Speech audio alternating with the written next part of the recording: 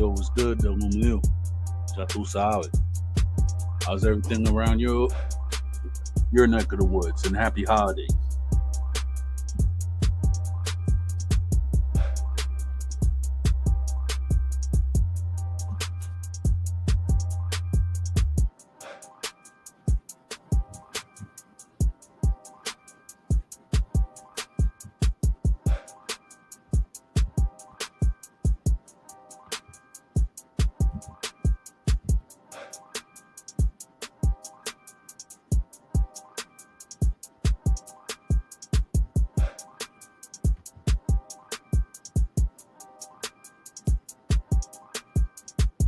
That's good.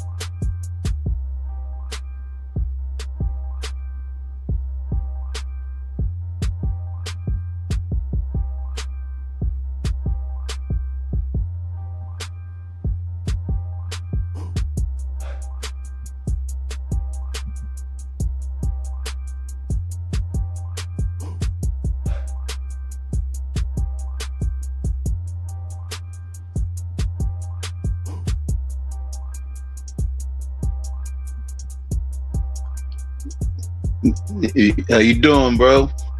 I was chilling. I just got off the phone with one of my cousins out in Dominican Republic. Oh, all right. That's what's up. Yeah, I just left from down there not too long ago. I was out there for Christmas. Yeah. Yeah, how was it out there? Because, it's like I just go before Christmas, but don't really spend it out there, or go after Christmas. How was Christmas over there?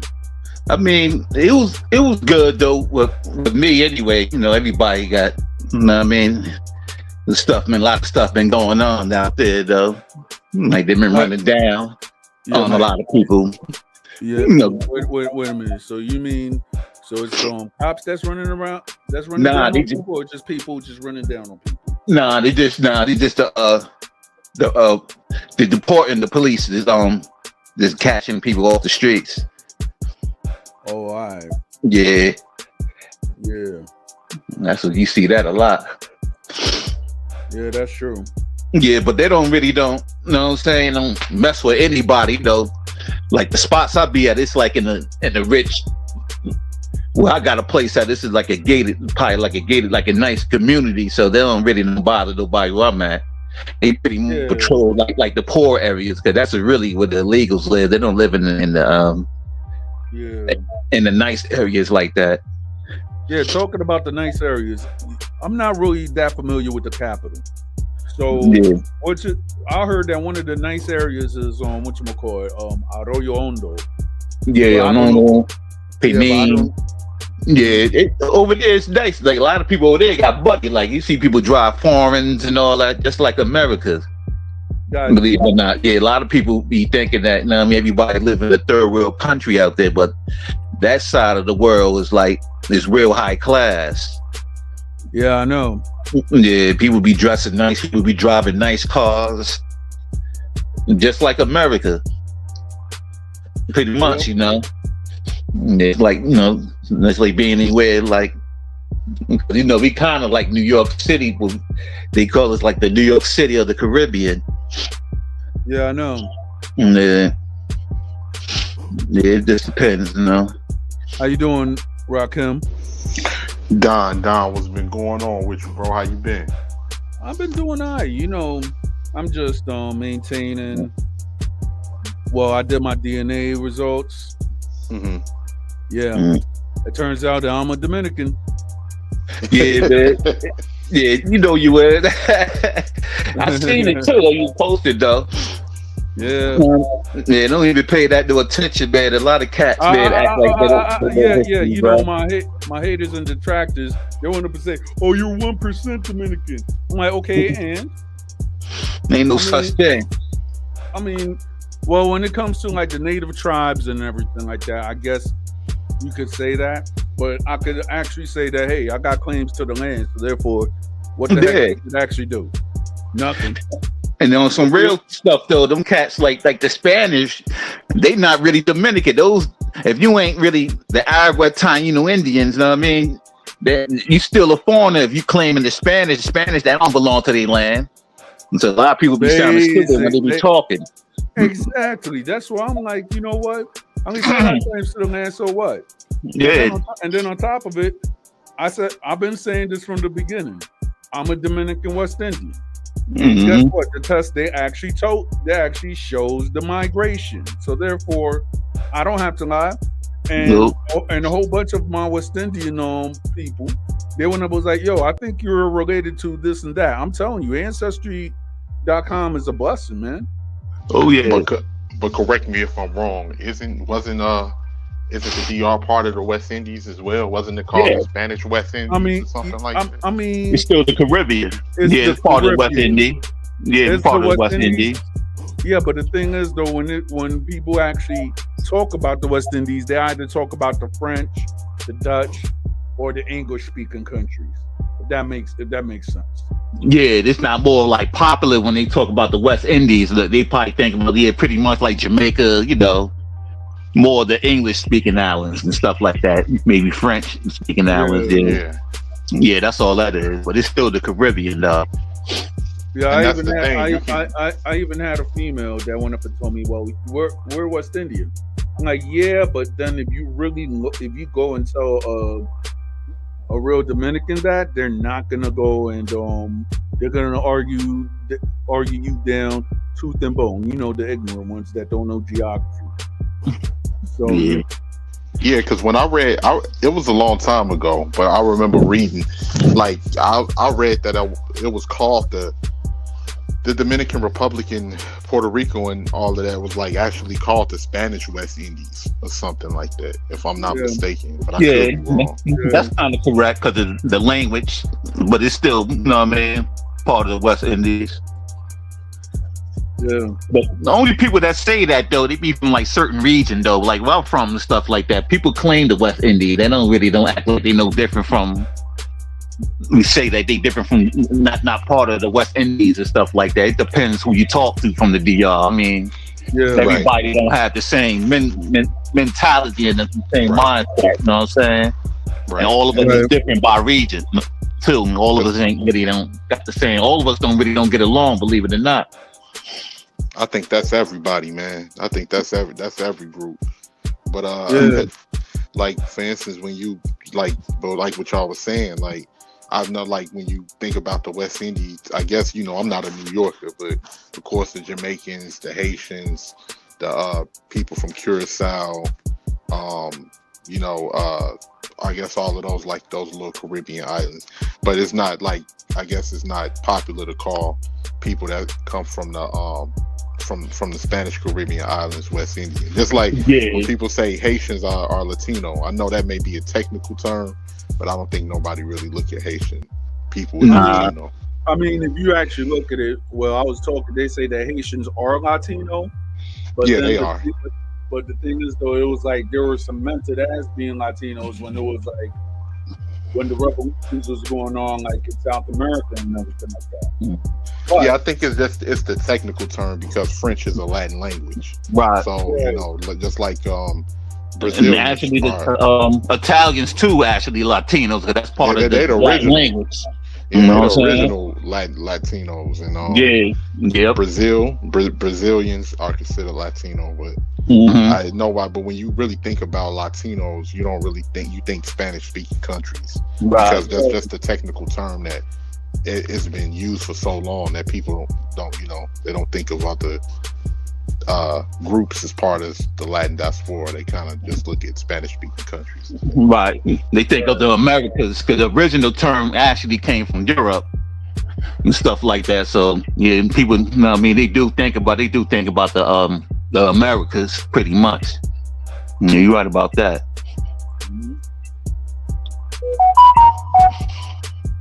But a lot of people don't read though. You know how that go. Yeah, man. I noticed, like, it's like online people show, and we all ignorant. It's a lot of stuff that none of us fully know, but people, their communication is so backwards. They just can't say, yo, I don't know. If it's something that I don't know, if I made an assumption about something, just say, hey, I made an assumption, or I don't know. But most people can't say that. They pride get in the way, or they want to pretend that they know what they talking about, because they want to hide behind a false narrative and trying to prove somebody wrong. And that's the problem. A lot of people don't know how to really communicate, and a lot of people don't read, and a lot of people don't even want to educate themselves on certain things. They don't. And them be the main ones you like, okay, I can see how you would get taken advantage of. Because you it's one thing to be ignorant and not know, it's another thing to be proud and ignorant. Yeah, but always tell people, man, you always could learn, because that's the worst thing you could do. Act like you know everything. You always could be a student in life. Especially when somebody tell me like something different, and coach it, I don't never assume things. Especially I ain't gonna act, because that's to make yourself look foolish. You act like you know something that you don't know. Pretty much. Yeah. And for Instagram and whatever, because I'm actually streaming right now over there. Shout out to RKTV and a whole bunch of people. So Yeah. And sad news, RIP to Jimmy Carter. I was never under his presidency, so I can't really tell you the good. I only heard maybe good things about that man, but I haven't lived under his presidency, to tell you the truth. Yeah, I mean, the 70s. Yeah, I just saw him. What you were saying, Johnny? Yeah, I think Jimmy Carter was the president, in the 70s? Yeah. So, I wasn't born in the 70s, so therefore I can't really say if he was a good president, a bad president, because I didn't live under his tenure, so to say. Well, I'm just like you, Don. I've heard good things about Jimmy Carter. I've heard that he was a nice man. And for some people, he was a little too nice, but I've heard nothing but good things about Jimmy Carter. So rest in peace to the former president, Jimmy Carter. Yeah. That's all I heard too. Was good from that man, though. Everybody that I heard that talk about it, I just heard good things too. I never really heard anything bad about him either. Yeah.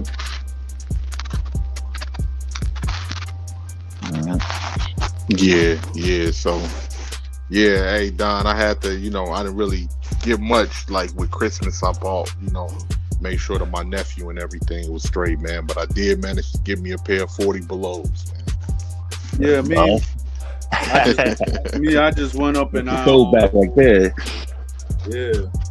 Unlike me, I just went and just got my DNA results. So that was my Christmas gift to myself. I got to do the same thing, man. I definitely want to take me a DNA test. So what you were saying, Johnny, yeah, that was ever since Bishop and Juice, man. Juice, yeah. I know, because a lot of New Yorkers. Yeah, a lot of New Yorkers would say, well, everybody that was part of the New York culture. And I'm like, I get that, but for most people that seen it, we saw Tupac with him in Juice. I know Das effects were on.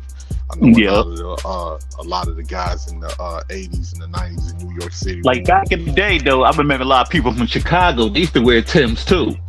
Oh, we still do. We Yeah, you still know what I do. mean? That was like Yeah. certain regions, but I know like Chicago, New York, and DC. Well, I remember like back in them days, they wore Timbs. Yeah, we've always like You our know what the I'm way we dress, like we have, different differences with our style, but more a lot of how we dress is a prototype from New York, because New saying? York is Yeah. known for the fashion, and we Yo, live in a cold climate. So And I think yo, we got the Coogee idea from Chicago. When we started wearing Coogee on the East Coast, it was the Chicago thing. yeah, Chicago and yeah, Yeah, Detroit. Chicago started the Coogee. A lot of people ain't know Yeah, that. yeah. Chicago and Detroit, they was It was, they known for it, especially Detroit. They known for them Cartier frames too. yeah, They wear the Cartier frames, them Cartier. classic. Yeah, they the one that started the Cartier. Yeah, 3,000, 4,000 at the time. Yeah, you had to be careful. A person to delete you in Detroit for them frames, man. yeah. I heard, Man. yeah. I heard that in the song with Bizarre and some other dude. It was like, get you for your Cardis. I was like, what Yep. the heck, Cardis? They was like, oh yeah, Cartier glasses. I was like, Dad, these dudes just broke. But then I forget, it's Detroit.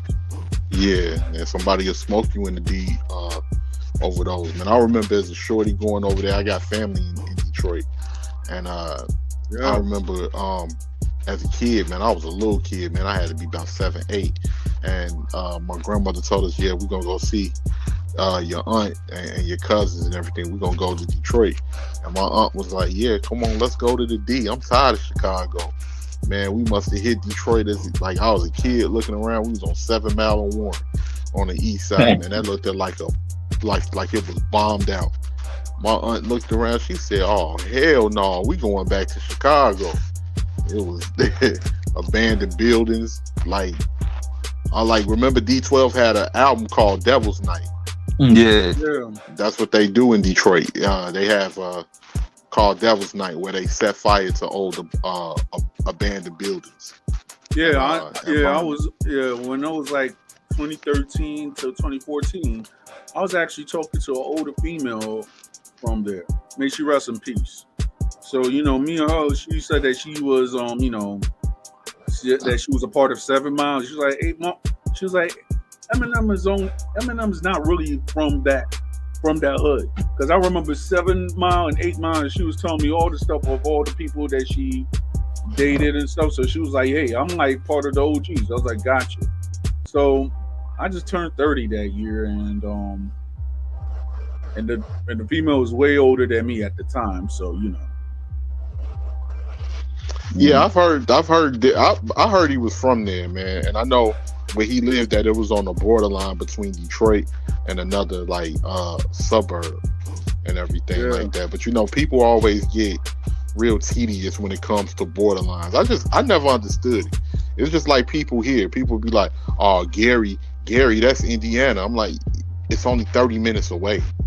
That's still the Chicago area. Like, shout out to Oh. my homie in Gary, Indiana, Aggressive Defiance. So I That's gotta another give him a spooky shout place out. right there. Oh yeah, shout out to Mr. Sacco too. Yeah, my homie shout from out to Austria. Mr. Sacco. That's Yeah, another like, spooky looking place. Gary.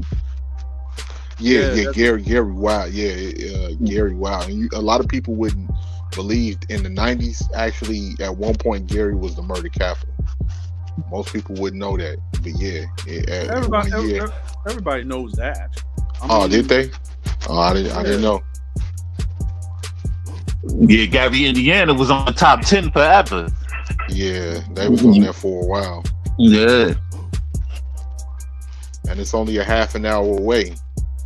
Actually, when Ramon came to visit, I actually took him to Michael Jackson's house over in Gary to see Michael Jackson's house on 23rd.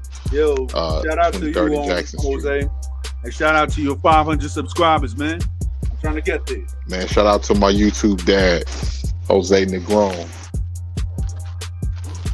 But yeah, man, yeah. So like people I remember I moved to a suburb called Calumet City, and it's right on the outside of Chicago. It's like as soon as you cross Torrance, past Torrance Street, you in Calumet City. People be like, "Oh, you ain't from here no more. You from Cal City." And the funny thing is, Cal City now it became just like Chicago, because ever since they tore down all the housing projects and different things like that, a lot of people didn't move that way. And what's the you heard of the super mayor before? The super mayor, Dalton. Yeah, Dalton is right next to Calumet City. That's right there. Dalton ain't nothing but like 15 minutes out of the Chicago, out of the city. So. Yeah, they got terrible when they knocked down Capini Greens and Robert Teller Homes and all them other places and stuff, man. It got terrible. Yeah, it was bad. It was bad then, like, but it was confined to the buildings. But Robert Taylor, Cabrini Green, Stateway Gardens, the Ida Wells. Well, I have family in Cabrini Greens and Ida Wells. The Henry Horners, which they called the Hornets. The Rockwell Gardens. Yeah, Rockwell Gardens. Man, we had so many. Stateway Gardens, the Lanthrope Homes. It was a lot of them, but they all gone now. Mostly the only ones that's still around now but they've rehabbed them, is the Dearborns and Algale Gardens. Wasn't the projects where I think that's Robert Taylor Homes, right? Wasn't that projects where R. Kelly's from? No, I don't think R. Kelly came out to Jake's. I could be wrong, but I don't think he came. Well, I think he might have. I think I did hear his brother and them talking about that. Yeah, I think they might have been out of Robert Taylor. Yeah, they might have been out of Robert Taylor. Because anything like 43rd and Cottage Grove, anything, and all of those projects were centered on the low end, and they call it the low end because of the low numbers. So yeah, he might have been out of 43rd over there. Yeah, I gotta give a birthday shout out to one of my homies. Nga Romana BX, Romana CD Entertainment. So I gotta give a shout out to them. Man, shout out to him. Yeah.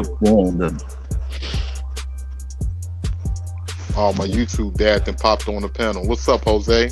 Well, first of all, good evening, everybody. Good evening, Jose. Belated, blessed Christmas and happy Kwanzaa to everyone. Thank you, Don Armando, for allowing me on your panel. And yes, I have reached 500 subs. Yeah. Oh, congratulations, Jose. Congratulations. And shout out to Monstro Garcia. So, shouting out everybody who's on my Instagram also.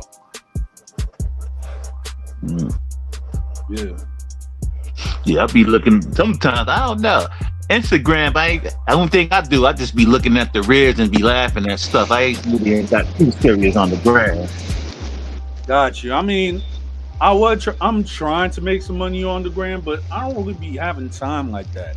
Like, I guess I have to have like a more presence, something to do. I mean, I just run up and I did my studio, so it's still like a work in process, but it's getting there. Yeah, that's why it happen with me a lot of times with the social media I have. My time be off because I be doing so many other things, so it's kind of hard for me to really really keep stuff really So I know what you mean on that. You might be busy on something else in real life, so it'd be hard to really put in contact, put in videos or whatever you gotta do. Well, I myself, I'm very active. Other than YouTube and Facebook, I'm also active in Instagram and in TikTok. Yeah. I mean, TikTok, for some reason, I don't really take it seriously. Like, I guess I should. I might participate in a live like every few months. I rarely do lives on TikTok. When I did, I had a whole bunch of people saying, "Hey, what up? We're just talking and stuff." But at the same time, I'm not up for these nonsensical political debates or international debates, if you might just call them that. Because at the end of the day, people have debates and people are talking about what's going on, who's racist, what should we have done better, and this, that, and third. But none of them have power to actually affect change. Facts. That's why I don't join a lot of the TikTok lives, because they just be fooling this, and then a lot of them people have been talking about the same thing for like 3 or 4 years. Thank you. After a while, the conversations get redundant. It's like Yeah, I it wouldn't is. mind. I wouldn't mind joining, but one thing I noticed is that people, on a lot of those lives, people are biased, and they want to kick you out if you don't agree. They just like, it's like a lot of these spaces is really for people to be biased and have some type of people agree with them and make it their own circle.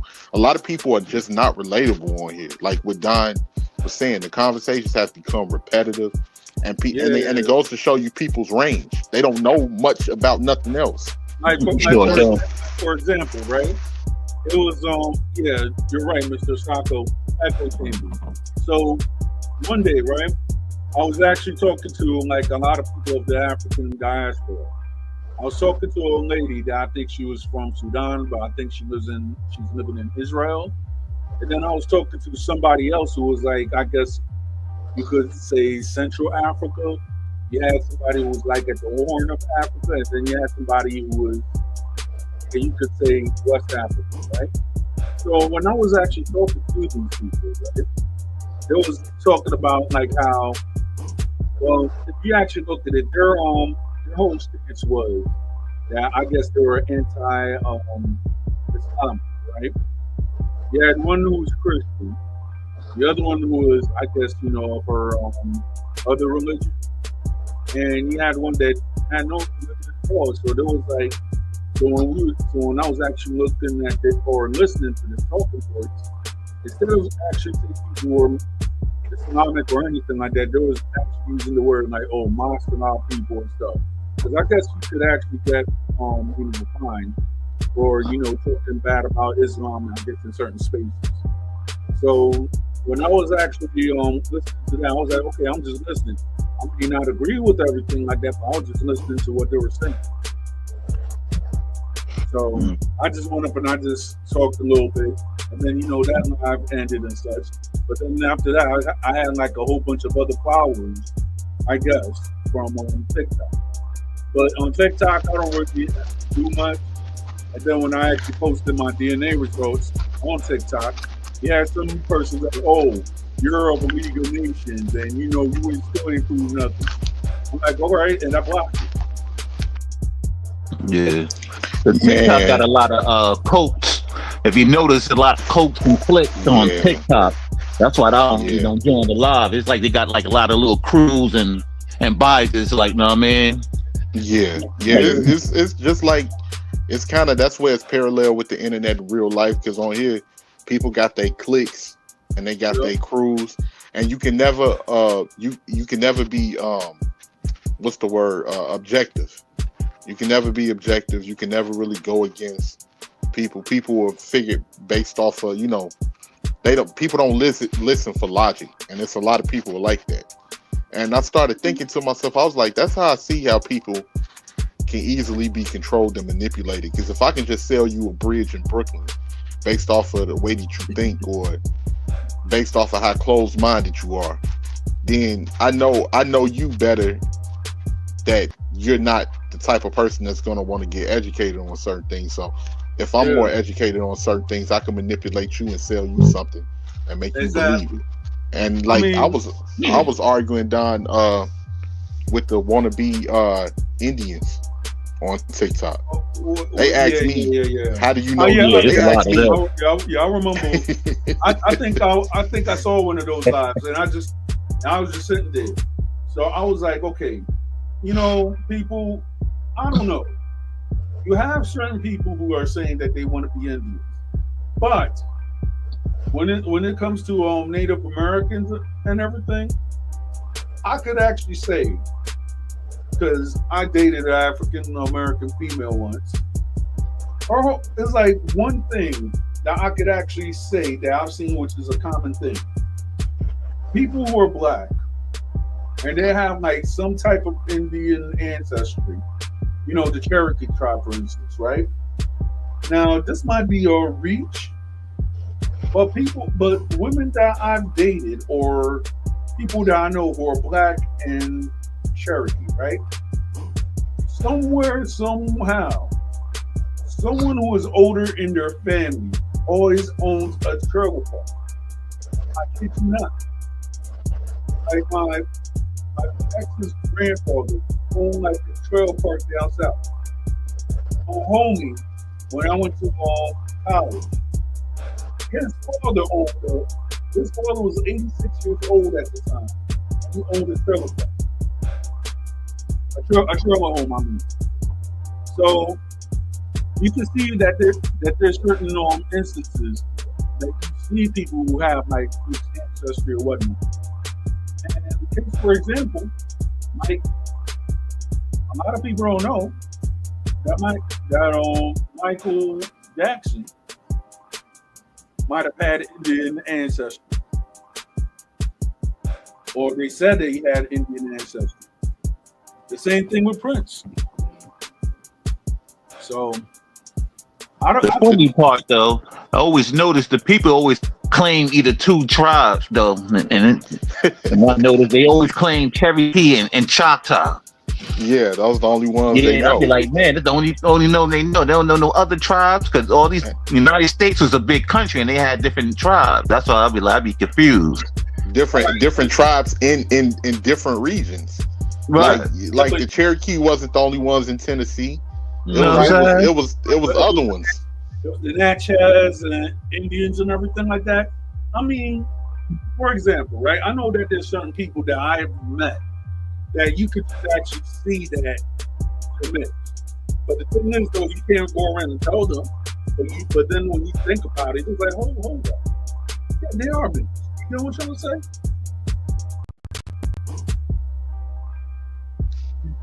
What you say? Say that again, Don. I was saying that when I was growing up and I met people, right? But then when you actually think about it, hold up, they are mixed. You get what I'm trying to say?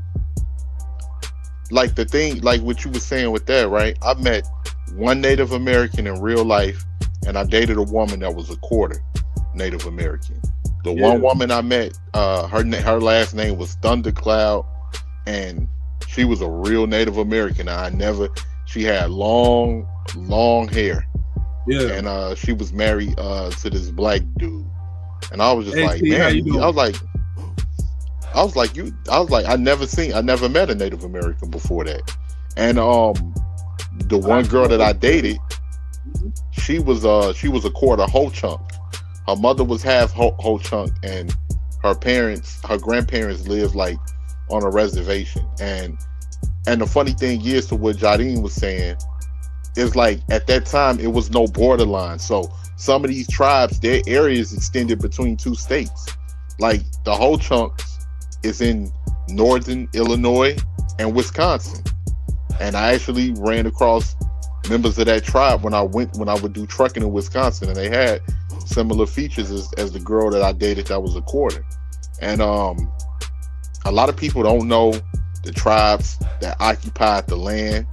They don't know, who like when was they pushed off. They don't know the language, the cultures, but swear up and down that they native. And then people ask me, they're like, well, how do you know that you African? I'm like, common sense would tell you that based off of history and my physical features. Duh. Like I'm like so, and I would tell them, right? Because they'll be like, no, we were native. We was the original natives. Okay, so if you was the original natives, that mean the Taínos was too, right? That mean the Aztecs was too, right? Yeah, but I know what you're talking about. But I'm gonna go around and say this, right? Now you could actually say this, Rakim, because you're from Chicago, right? Now, I know that there is a group, I should say, that's called a Moor, right? There's a Moor sightings. Yeah. All right. Now, what I'm saying is that now that you have certain people who are actually within that belief system, if you might call it, that some of these people, they actually believe that they're Native Americans, I guess because of their teachings, And the ones who are actually extreme with it are the ones that are actually going into the houses and taking it over and kicking the rightful owners out, saying like, "Oh, this is sovereign," etc., etc. The real extreme people. So I've actually seen news clippings about this. I was like, where do they get this? So I Now, went up and I did a little research about it, and I'm like, oh, okay. let me just say this real quick, Don, because like I don't know, maybe I can be confused, but when I hear people claiming to be Moorish, I don't know do that even have anything to do with the United States? And then on top of that, when they claim to be Moorish, right? I'm like, last time I checked, because people are like, oh, the Moors, we conquered Spain. Last time I checked, the Moors were Arab. They were Arabs that went into the Middle East. And when they went from the Middle East into Northern Africa and enslaved the people of Northern Africa. And I don't know during slavery if when they enslaved, because the Arab slave trade was very big, was even way bigger than the Atlantic slave trade.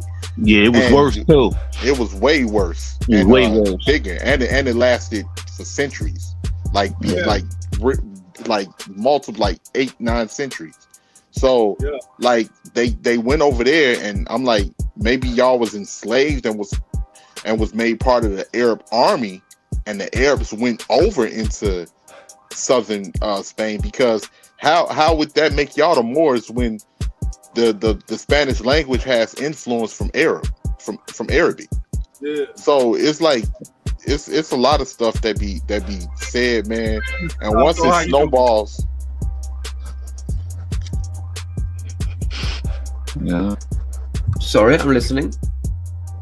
Yeah. Yeah, it was definitely was a way worse of that trade.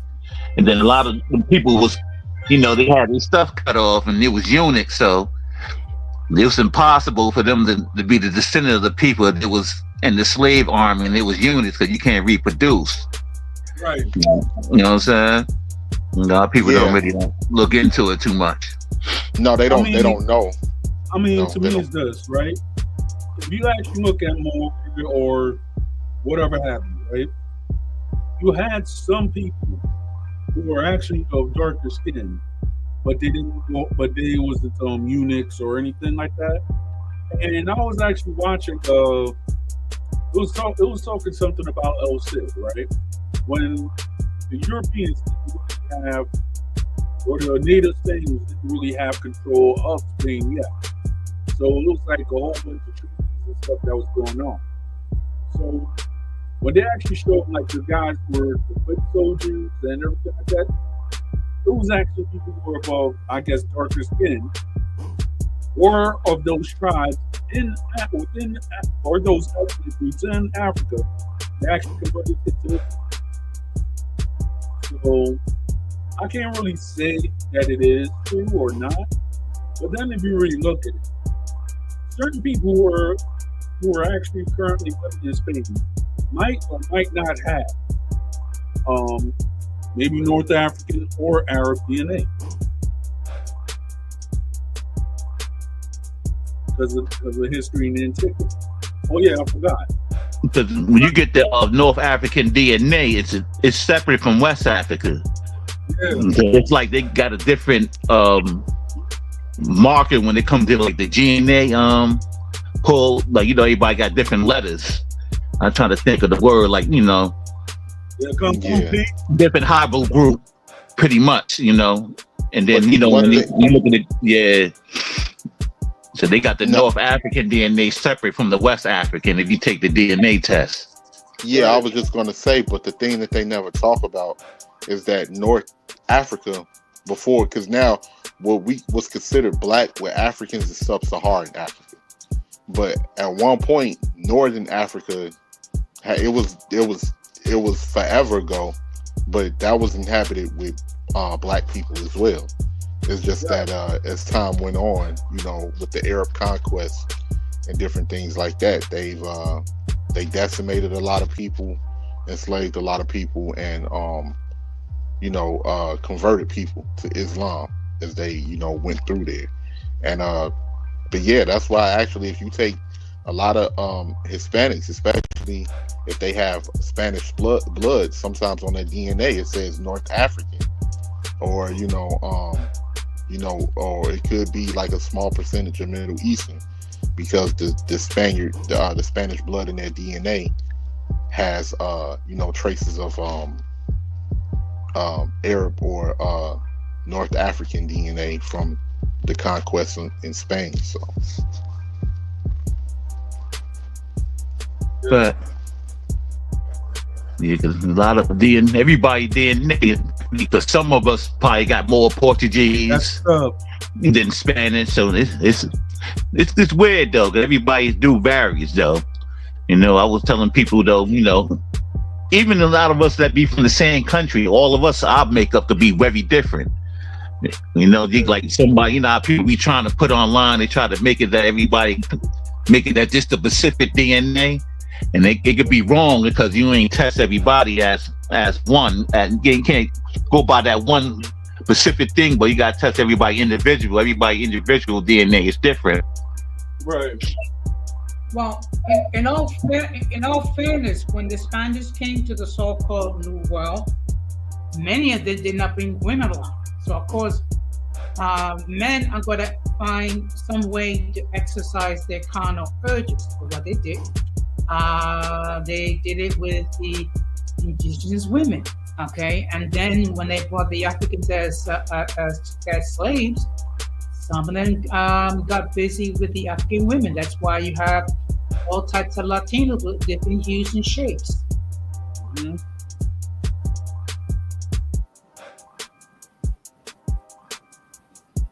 absolutely, and like what Jadine was saying, like as far as people having difference in DNA from the same country, that tells the story of different times in history, because every country didn't remain the same. Different people came there at different times. Like it was French in the DR. It was people took over from other European powers. People took over lands. Like the Portuguese fought with the British, and the Spanish fought with the French, and like for a lot of these different islands. So a lot of people that live in those islands that inhabited, a lot of the times their DNA is like, if they do DNA, it may be different because they may have something in their DNA from a different time when a certain group was occupying that island or occupying the country that they are inhabited now. Right. Mm-hmm. Yeah, that's how it goes. Yep. I know I have like some Asian and stuff in my DNA, but that's probably from like from a migration when the Asians had came, and plus other inherited from different islands, and plus the natives. So I got a little bit of everything. Someone was probably got like 3 or 4 different, what they call so-called race sinners, But we still all pretty much as humans, though, because we come out how the way God make us, I agree. Me, I definitely got to do my DNA. I pretty much know. I know I'm majority West African and probably with some European admixture, a tad bit. So I'm definitely gonna have to do mine. I did that. The African, I think it's mostly I think it's Nigeria and Ghana. Yeah. That's that's the highest on my African side. And then I don't really got Spanish. I got more Portuguese. Then a lot of people, I got native, a little bit of Chinese. Yeah, and a lot of people don't know, because people don't even look at maps, man. If people looked at maps, they'd practically see that Portugal is an next part of Spain. It's like, even though it's a separate country, it's connected. Portugal is kind of like DC and Maryland. Yeah, right. And you in them DC though, they will correct you though, man. Nah, that's Maryland. Yeah. To me, it's the same thing because it's only like a walking distance from each other. Yeah, ain't no DMV. It's just DC. Yeah, we something completely different from Baltimore. We'll tell you that. So, but yeah, like so that's pretty much. So that'll tell the story for a lot of people. But a lot of people, not even just reading. A lot of people ain't looked at a map, man. I don't think a lot of people looked at a map since we was in school. So remember in school when they used to have the globes that they set in the classroom? Yeah, and you can spin the globes. I don't think a lot of people has really looked at a map, but if you know history, you can pinpoint, okay, they must have took when they came to the New World, they came from Europe there, and so they had to go through the islands first. Then when they came back and they got people from Africa, this is the Western, because most people in the Western Hemisphere, we're gonna make up of West African ancestry, because that was the countries that was closest to the water. Yeah. So that was common sense would tell certain people that, whether it be Nigeria, Ghana, Sierra Leone, Senegal. I know Congo. They got some people from Congo, Angola, and those things right there, those places right there, for the most part. And a lot of people in the Caribbean definitely have a African heritage though, because the food we eat, because a lot of Africans, they go down there, they recognize a lot of the stuff we eat. Like how the way we fried our fish and stuff like that, man, they get used to that real quick. Yeah, they fry their fish as well. Like I know in the DR and the Caribbean, in DR and PR, they fry their fish with the whole head. Shout out to my prima de Leon, 1989, 1989. So shout out to her on Instagram too. Last night I was in a group chat on WhatsApp, and someone asked a question: what was the Freedom Foundation? So I just put in a message. I would suggest that you look it up in Google. So that person actually got a little nasty with me. It's like, what is your problem? I mean, you want to find out about something? I mean, just look it up in Google. I'm talking about, I always suggested Google. I said, no, look, if it's something, if there's a term of or an organization I don't know anything about, instead of asking people what it is, I'm going to try to find out for myself, and I'm going to look it up on Google. Pretty much. Go to Google or the library, because people don't use the library no more too. Because the library got a lot of great books. Mm-hmm. Yeah, before books, I mean, unless it's like audio books, people don't bother. Yeah, you're right. People ain't interested in reading. You're right about that. But the audio books is more popular nowadays. I mean, look. I mean, what else can you explain about this past election? You have so many people willfully ignorant, okay, regarding the politics involved and who's for what. And then after the election is over, people are actually doing searches regarding can I change my vote? What is a tariff? I mean, it's like you do that before you cast your vote.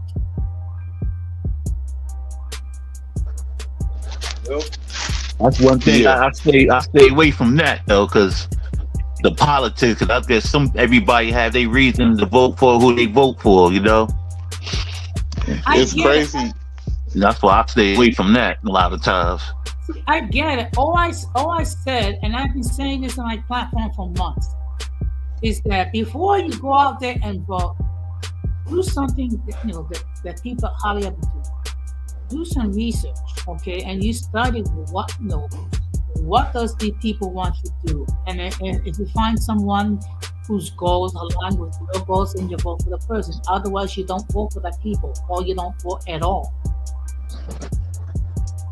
Yeah, pretty much. I mean, it's like to the point. I voted, but I didn't vote for Democrat or Republican. I'm fed up with both the parties. And I knew that my candidate was not going to win. But I'm like, at the end of the day, if people want to be, circumvented about, oh yeah, it's only Republicans and Democrats. I'm like, no, you got independents, and then you got the Green Party. So you actually have a choice. It may not be a popular choice, but you have a choice. Well, I've always been independent. I always was registered independent. I ain't never registered in none of them. Always been independent. I was registered as a Democrat. I didn't know any better growing up. I was just taught that Democrats was for the poor and Republicans was for the rich, and I ran with that. Yeah. Now I'm more of an independent. Yeah, I'm more of an independent too, because I ain't never really picked sides. I used to be a Democrat, but then after I've seen that they've been promoting an agenda that I'm not really agreeing with, as far as the kids is concerned, I'm like, nah, I'm not claiming Democrat no more. They've been promoting a few agendas I don't agree with. I don't agree with the whole rainbow situation with the children and the Transformers. I don't agree with firearm rights when it comes to the blue side. I don't agree with I don't agree with the whole feminism situation. Yeah, I mean, that destroying the country. Yeah, it's like, and on top of it, the thing I've learned is that when it comes to America, man, separation, America needs people to be ill-informed or uninformed, because America makes its money off of duping people and people falling for the okie doke and working people to death. It's getting to the point now where America is nothing but a big corporation made for the rich. It's made for the rich. And shout out to Irby. Hey, Irby. But look,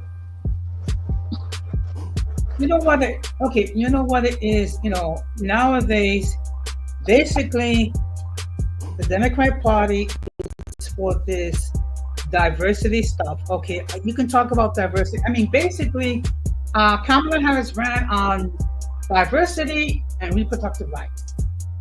Okay, now I get it. Everyone's rights should be respected, but come on.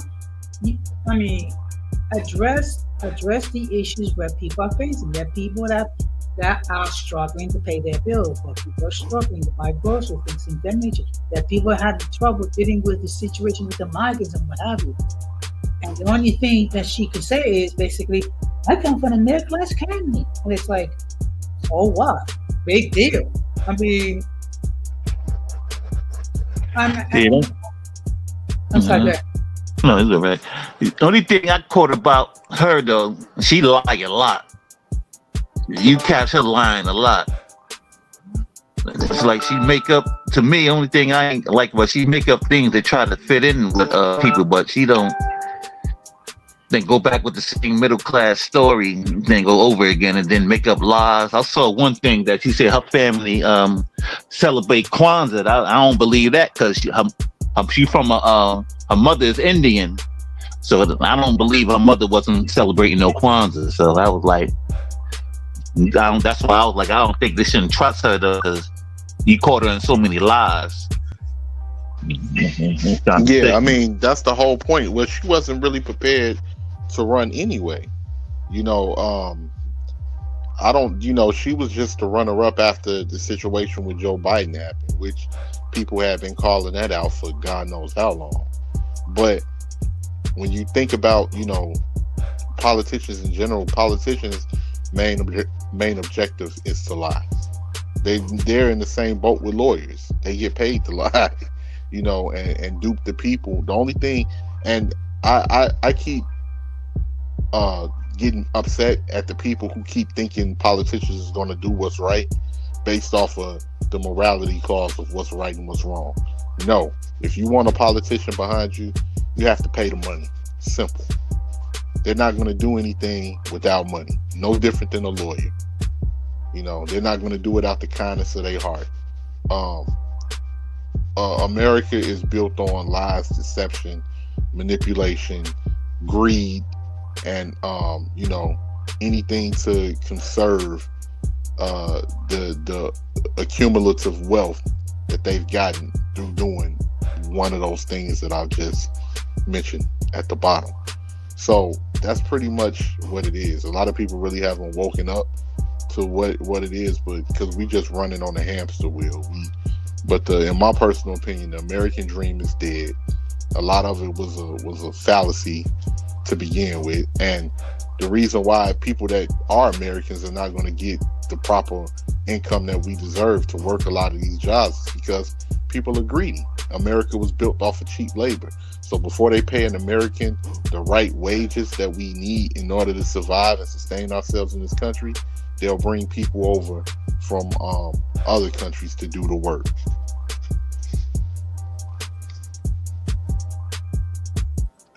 Yep, that's what it's about. Cheap labor. The rich want to save money, and that's why a lot of companies that they had in America, they put them overseas so they could save them some money. It's cheaper. Mm-hmm. Exactly. Yeah.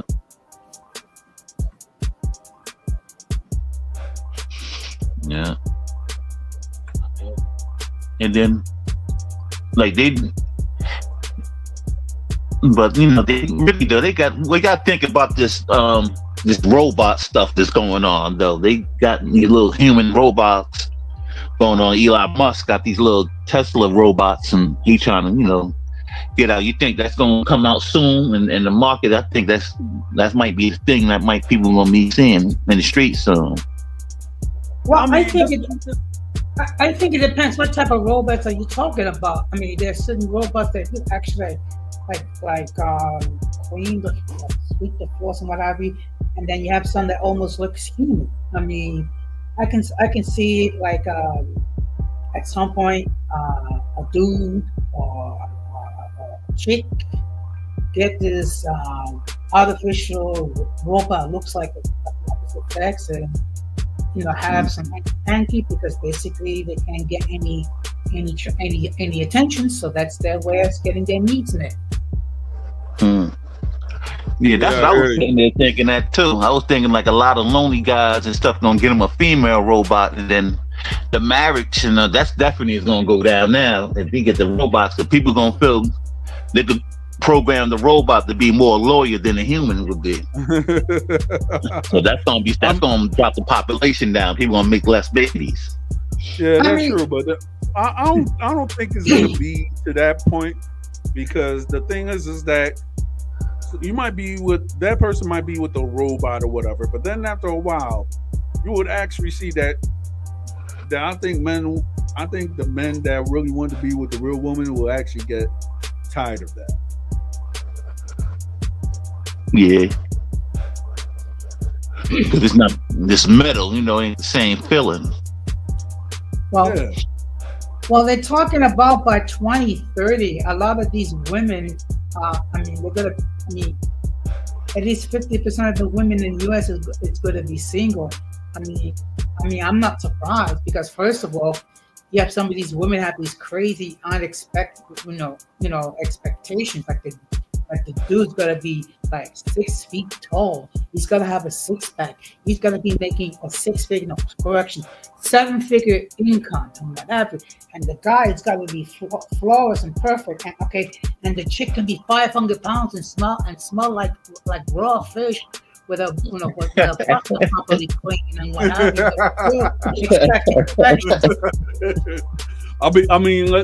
Let's be honest, right? I mean, I guess there's somebody for everybody, and when you actually look at it, right?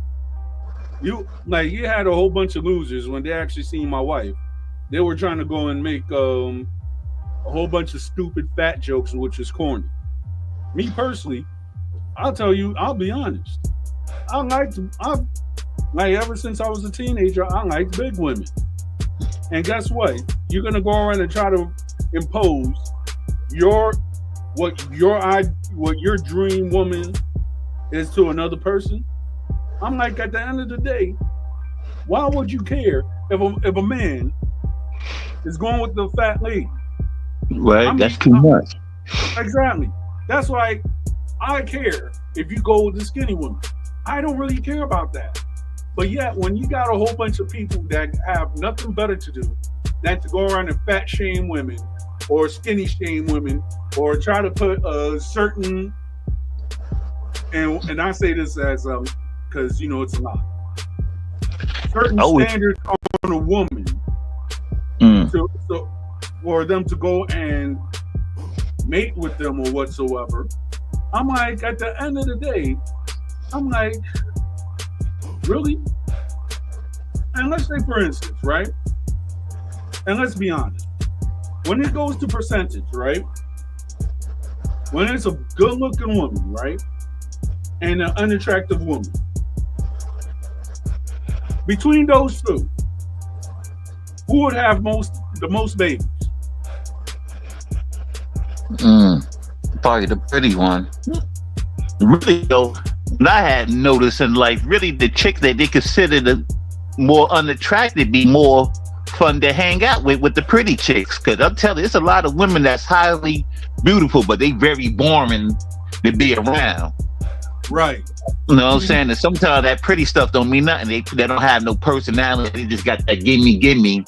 So, that's why you see a lot of them lonely too. Cause they don't have no. It's like, why you with them? And you don't enjoy being with them. They just ain't nothing. It's just something to look at. That's it. Or they don't have any social skills. No social skills or none of that. Yeah, it's a lot of times a lot of people don't. That pretty stuff don't mean nothing though. I met some of the boringest women I met in my life was real pretty. Right.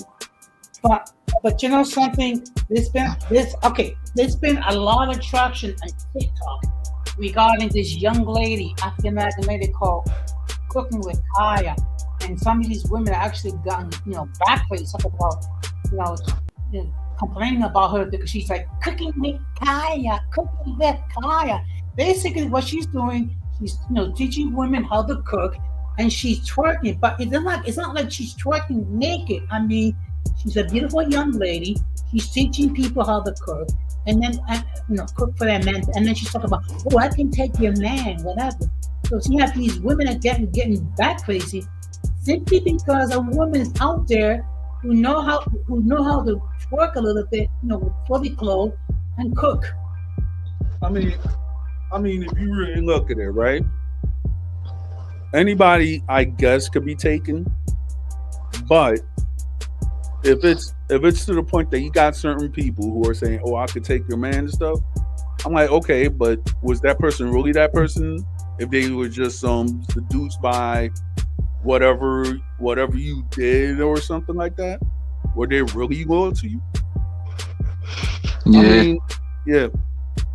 I think them chicks are intimidated the ones that don't know how to cook. And some of them women are a little too old to be hating on that young girl. I mean, that young lady, young woman. So some of them people should be ashamed of themselves. That's what it is, though. They're just showing their guilt that they can't cook. They probably only the microwave food, and that's it. That's what I think would trigger them kind of women pretty much. Some of them don't even know how to use the microwave. Never mind cook.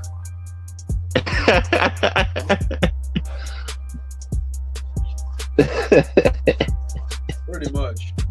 I mean, and then when you talk about, and then this is the crazy part. They expect men to be traditional men, but yet they're non-traditional women. Make that make sense. And then when you talk about, those are the days when our grandparents were this and our mothers were this. I mean, first of all, there's really nothing new underneath the sun. Okay, there was a time where when women was taught, okay, you gotta cook, you gotta clean, you gotta be a helpmate to your spouse, and make sure that he gets his his carnal needs taken care of. Nowadays, it's like they want to be men. Mm-hmm. Pretty much. Yeah. Yep. A lot of them, some of them girls ain't been through bad relationships. Some of them actually just copying, because a lot of times a lot of women are easy to get influenced. They say like one girl might have like one bad experience, and then she go influence about like 10 other girls.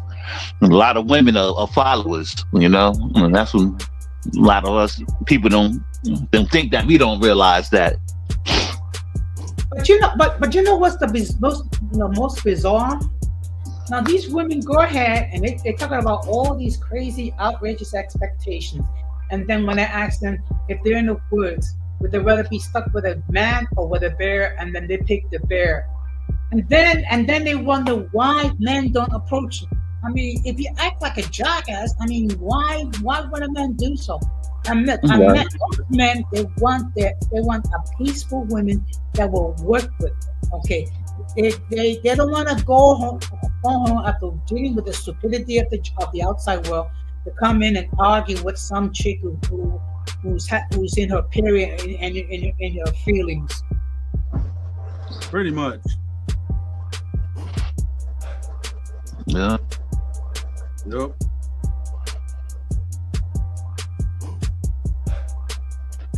Yeah. It's a shame that's a shame to be jealous of something like that. Well, some of these, I don't know, but there's the world. They went crazy though nowadays. I don't understand these girls, man. That's why a lot of them, they really gonna be alone. When they say that statistic, I kind of see what they mean. They kind of not lying. And then they get upset if guys decide to go overseas to try to find their significant other, and they go, "Oh, they're going to take advantage of you." Blah blah blah blah blah blah blah blah blah. I'm like, this is my thing. You got women, right, who will not go and date what they consider beneath them, right? So when somebody who they actually consider beneath them go outside the United States, actually learn a different culture or whatsoever, and then get a woman, 9 times out of 10, they'll be like, "Oh yeah, you don't like the sisters," or something like that. To that effect. Yeah. I'm like, okay, well, let's put on like this. First of all, we're not going to go around and be simps. Second of all, if a man wants to go around and get with a woman, and I'm just gonna say this, make sure that she treats you good, make sure that you'll have a common ground, and make sure that what she has is pink and it don't stink. And that's all I'm gonna say. Now, if a woman want to go around and make a whole diatribe online on how these guys who they call dusties are going and getting foreign women, why do you care if these men are below your standards? That's all. Yeah, right. Okay. You know why? Because they don't like the fact that there's competition. They don't like the fact that there's some lady from the DR or some lady from the Philippines or some lady from Thailand, whatever, that's feminine, that's wanting to get with a guy's program. Pretty much. Okay. Now look, I currently have a lady. She's from the DR. Okay. She's first of all, she's educated. She's a professional person. Okay. She's also beautiful. Okay. You might have seen. Okay. You might know if you went to my community tab during the summer months. It was like 1 or 2 pictures of us together. I mean, look.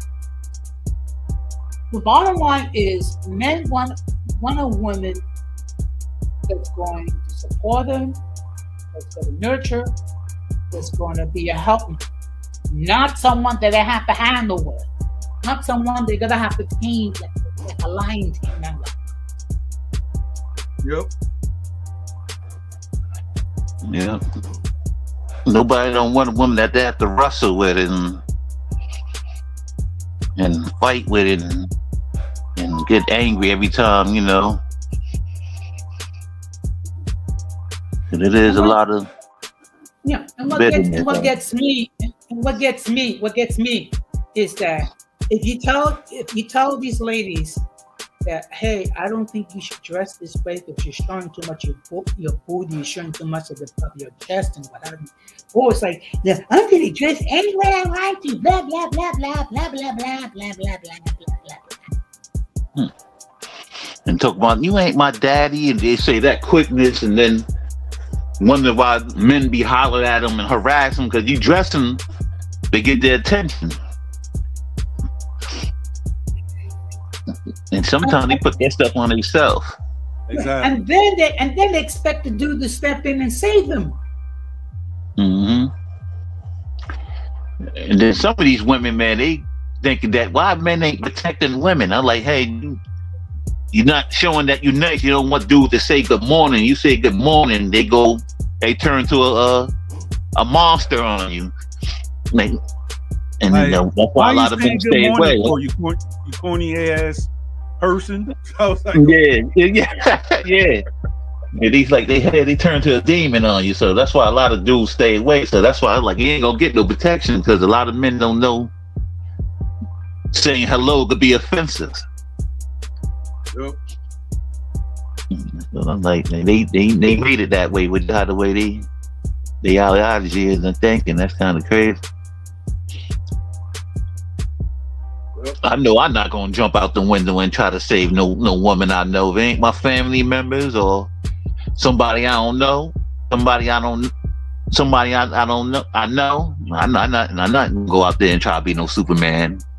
And people be shooting and that's the worst way to die. I don't want my family burying me trying to be a Superman, trying to save somebody that that really don't appreciate it and don't know what's going on. So that's a lot of people gotta be mindful for that. You don't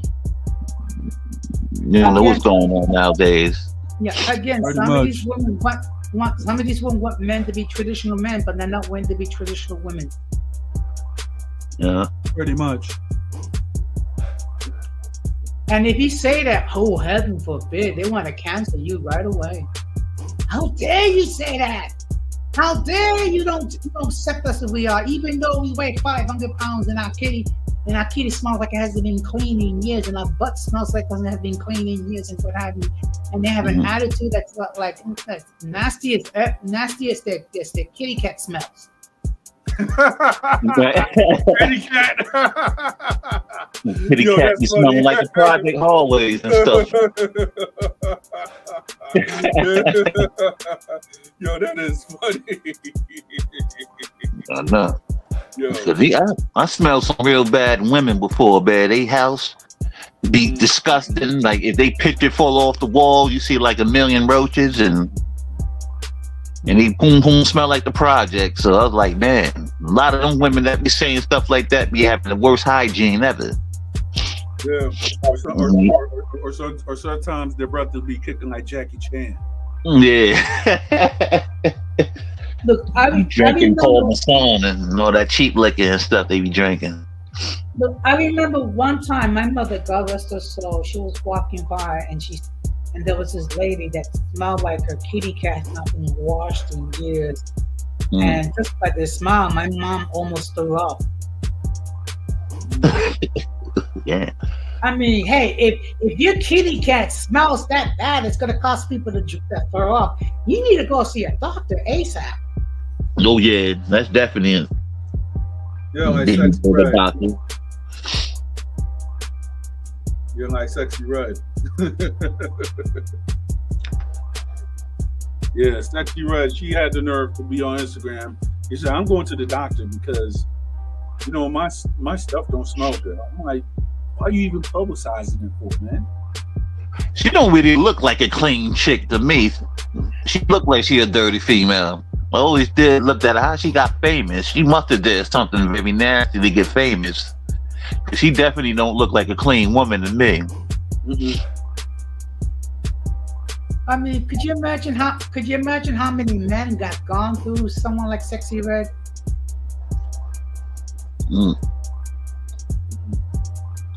Oh man, that's like the average hood chick.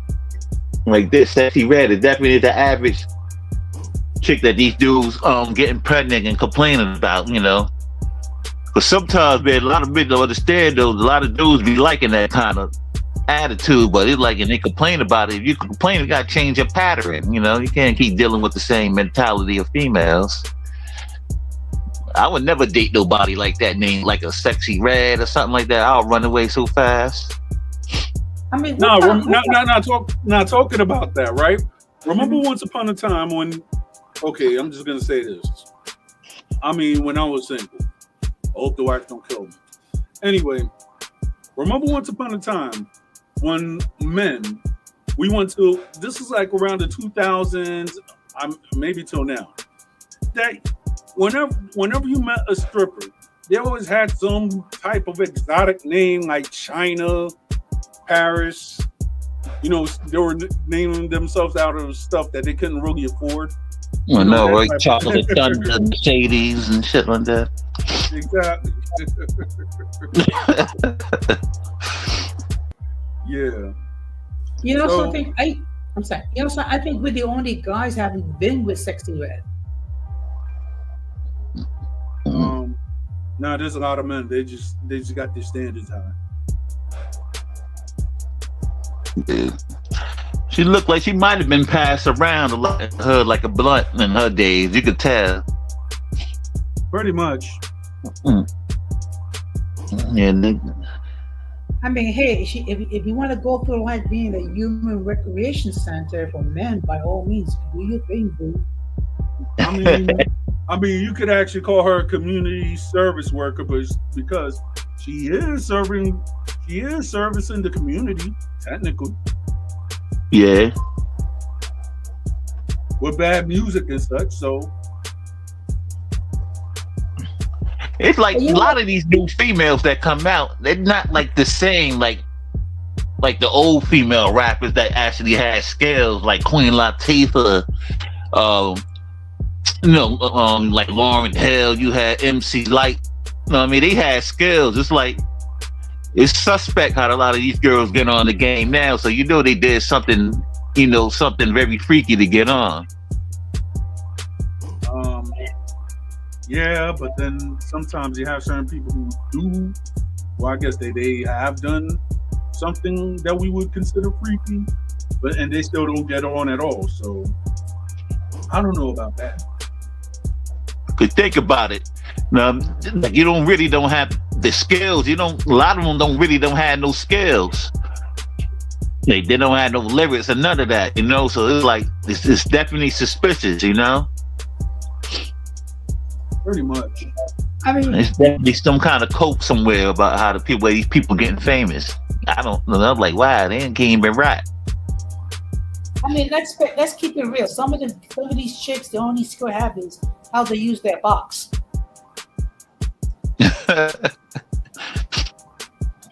You know where they got that from, though? I think who started that real nasty, when Little Kim and Foxy Brown and them came out with that style, man, and that been these females rapping like that ever since. And then Anita, what was that chick's thing? Dang.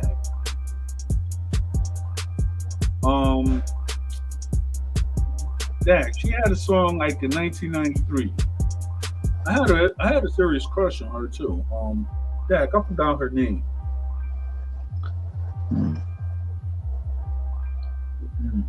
I know it was in Anita Baker. Oh, Anita Baker? No, it was in Anita Baker. Oh, that's the R&B lady. Yeah, but there was another chick that she was actually controversial as well. She just made the news the other day because she divorced her husband because she said that she needs it 3 times a day. Oh, yeah. Yeah.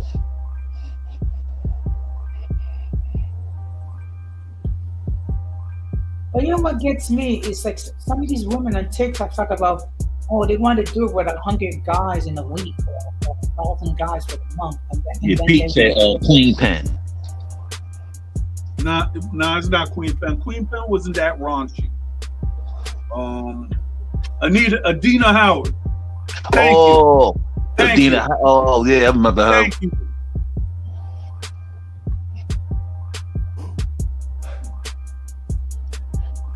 She was like a one-hit wonder, Adina Howard. Yeah, she was. Yeah, I only remember her for one song, and that was it. Mm-hmm.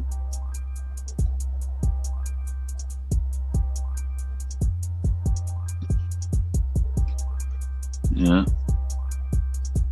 I mean that everything changed. Yep.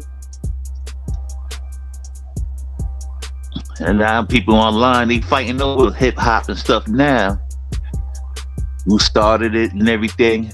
Me, I really don't care, you know. I was like, hey, man. To me, the music ain't the same to me no more. And even now and then, like some people make some stuff I like, but it's like a lot of stuff they make now I don't like anyway. So, ain't too much stuff that catch my ear.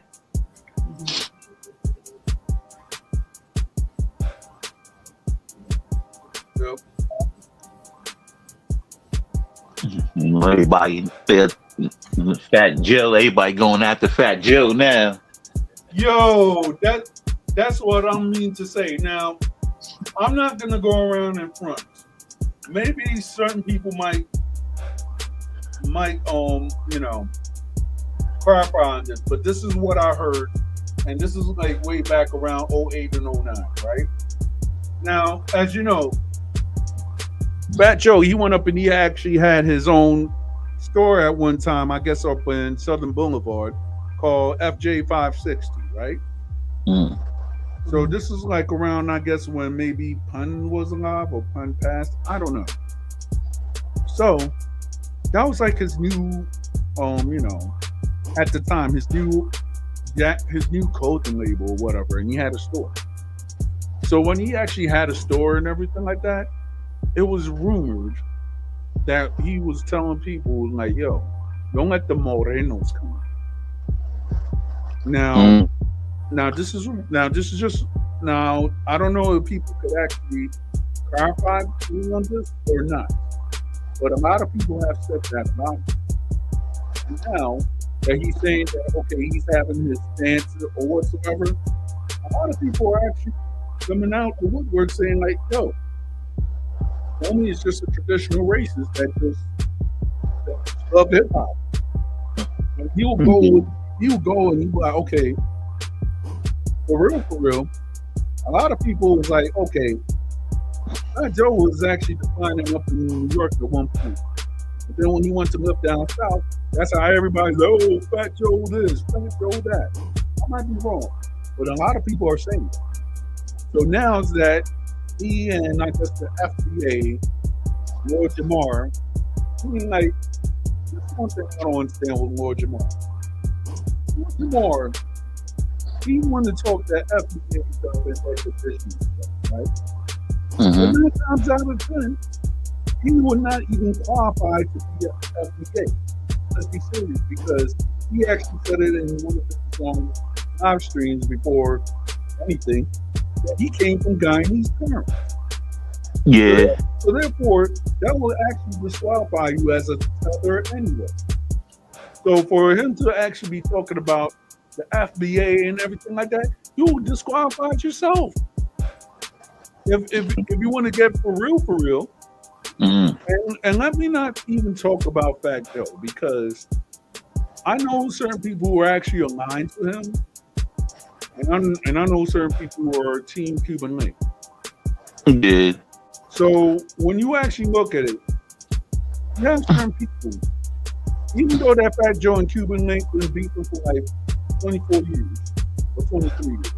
Yeah. Between the camp, between Cuban Link's camp and between Fat Joe's camp, you still got certain people who are still like, you know, they're still caught in between and everything like that. So, you know, I say respect to them. But a lot of people have said allegedly that Fat Joe has some racist tendencies.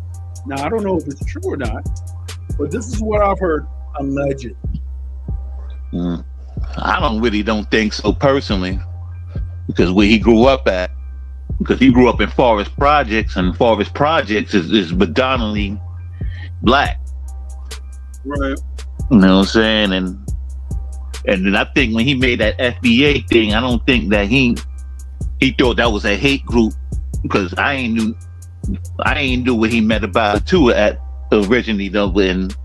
And then how the way that Tyreek Nasheed had did. You know, he was slandering a lot of different groups. You know what I mean? He dissed the Dominicans. He dissed every other Black Caribbeans, and so it was just something that was bottled up under Joe. He was hearing his narrative for a long time, so that's why he took it as a hate group. I mean, believe it or not, it is a hate group. Yeah, that's how the way I take it too. Because man, when he came up with that FBA thing, and I used to watch some of his stuff, and all I know, he used to just diss like a lot of people that's not from America. And a lot of people, you know, a lot of people don't really.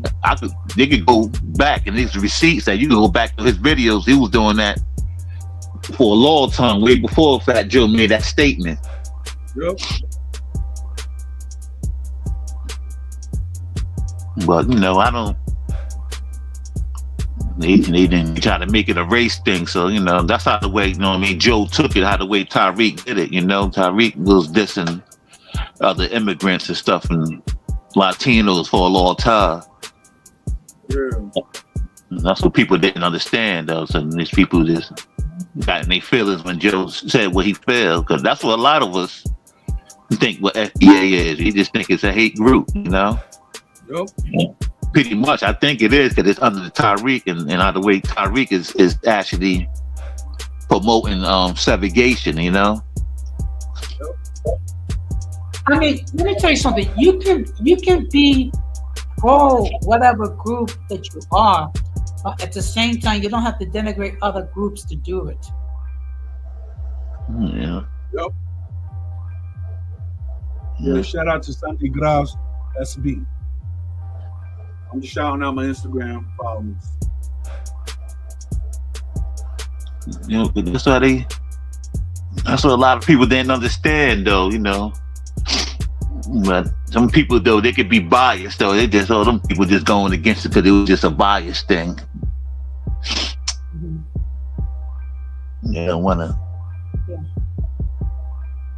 It seems like it's kind of sad, though, that it's all right for them to hate on everybody else, but when you go after them, you know, they get sensitive, and now everybody is so racist, and they've been doing it forever, and they don't get no consequences. It's like it's only certain group of people, only ones that are allowed to be racist towards the other groups, and that's kind of sad. And they don't really realize that, you know, they're the only ones that can really get away with it.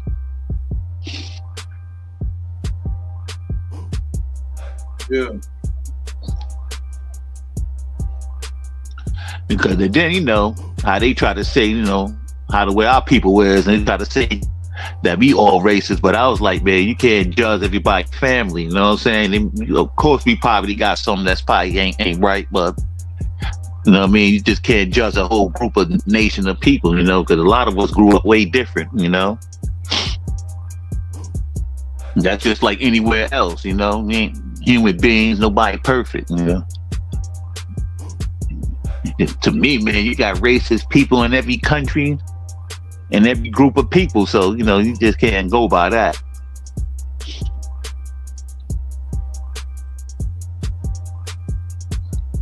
No. That's how the way I grew up, you know, my grandmother, man, they taught me not to hate nobody, you know, all that stuff that people be talking online and stuff like that. I definitely, my people ain't taught me none of that crazy stuff. Yeah, my mom, she told me that there's good and there's bad in every race. Yup. So that's all I see. That's all I remember my mom always telling me.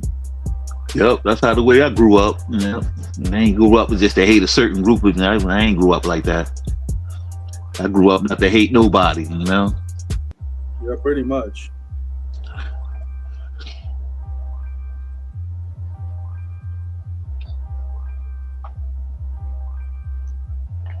Don't get me wrong. Now I be telling people the truth. I said, man, I got hate from my own people. You know, so-called own people. Same here. Same here. You know what I'm saying? So it's like, man, I say, of course we ain't perfect. especially TikTok, man. Them cats that be, oh man, they always be the dudes with no profile picture too, to say the most.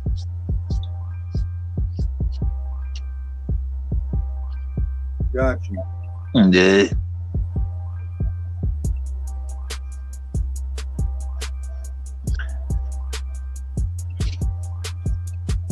And it's kind of funny too, though. You could it's kind of sad. I don't like saying this though, but you could point out the racist Dominicans and they're from the cool ones on TikTok.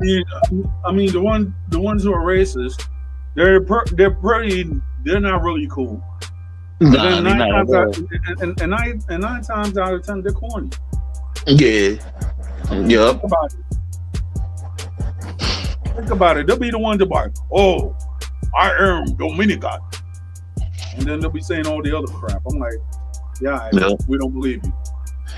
But like the ones that I think most of the ones that just talk about the Haitian and DR talk all the time, those are the racist ones. The other ones that be having fun and act normal, those are the ones that's not. That's what you could pick. That's a lot of times because that's all to be on. And they don't even live in the DR. Most of them live in America. Exactly. And I was telling them, man, you had that problem, go to the DR and fight. You know what I'm saying? Yeah, none of them are actually gonna do it. Yep. That's what I was like. That's the guy just talks. That's why I don't never join on panel. Like I used to see some of my people used to send me their lives. Man, I used to tell them, man, I'm not joining that because I don't want nobody to look at me crazy because I got all kinds of different friends in different nationalities. You know what I mean? So it's like you ain't gonna put me in that category. You ain't gonna look at me different being around that crazy stuff. Yep.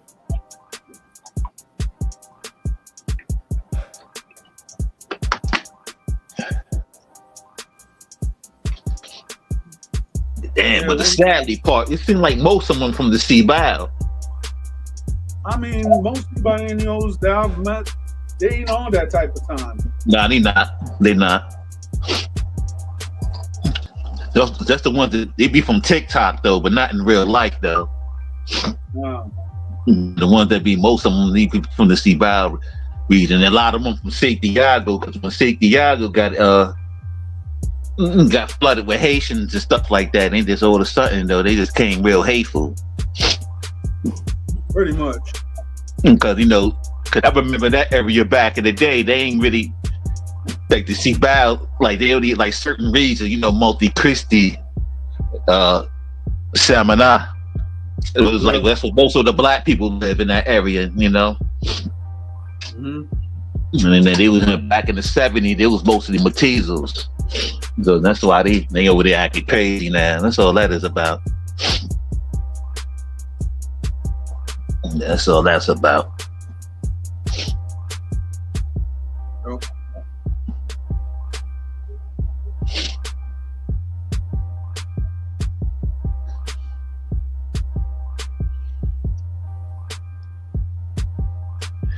Yeah. But and I'll be trying, man. I love it though, man. And down in I don't know, traveling is fun, man. Like I like going to Brazil. I went to China. China was very interesting though. They had a lot of. Next time I go out there, I want to go to like a Shaolin temple or something. Yeah, I mean they actually have I actually been looking at at travel packages that you could actually go to the Shaolin Temple and such. Yeah, I want to do that next time. I want to go to a temple, Shaolin Temple. Yeah. Yeah, I've always been into martial arts stuff, man. Yeah, same here. But I used to remember before I used to get them old school because I got a collection like crazy. Like I got so many for movies, and I be watching. And then some of that stuff you can watch online too, because what's it called? Even if you don't have certain movies, if you got on Tubi show a lot of old school kung fu flicks and different martial arts stuff too. If you don't have like a lot of the movies, you can catch it on Tubi too. Yep.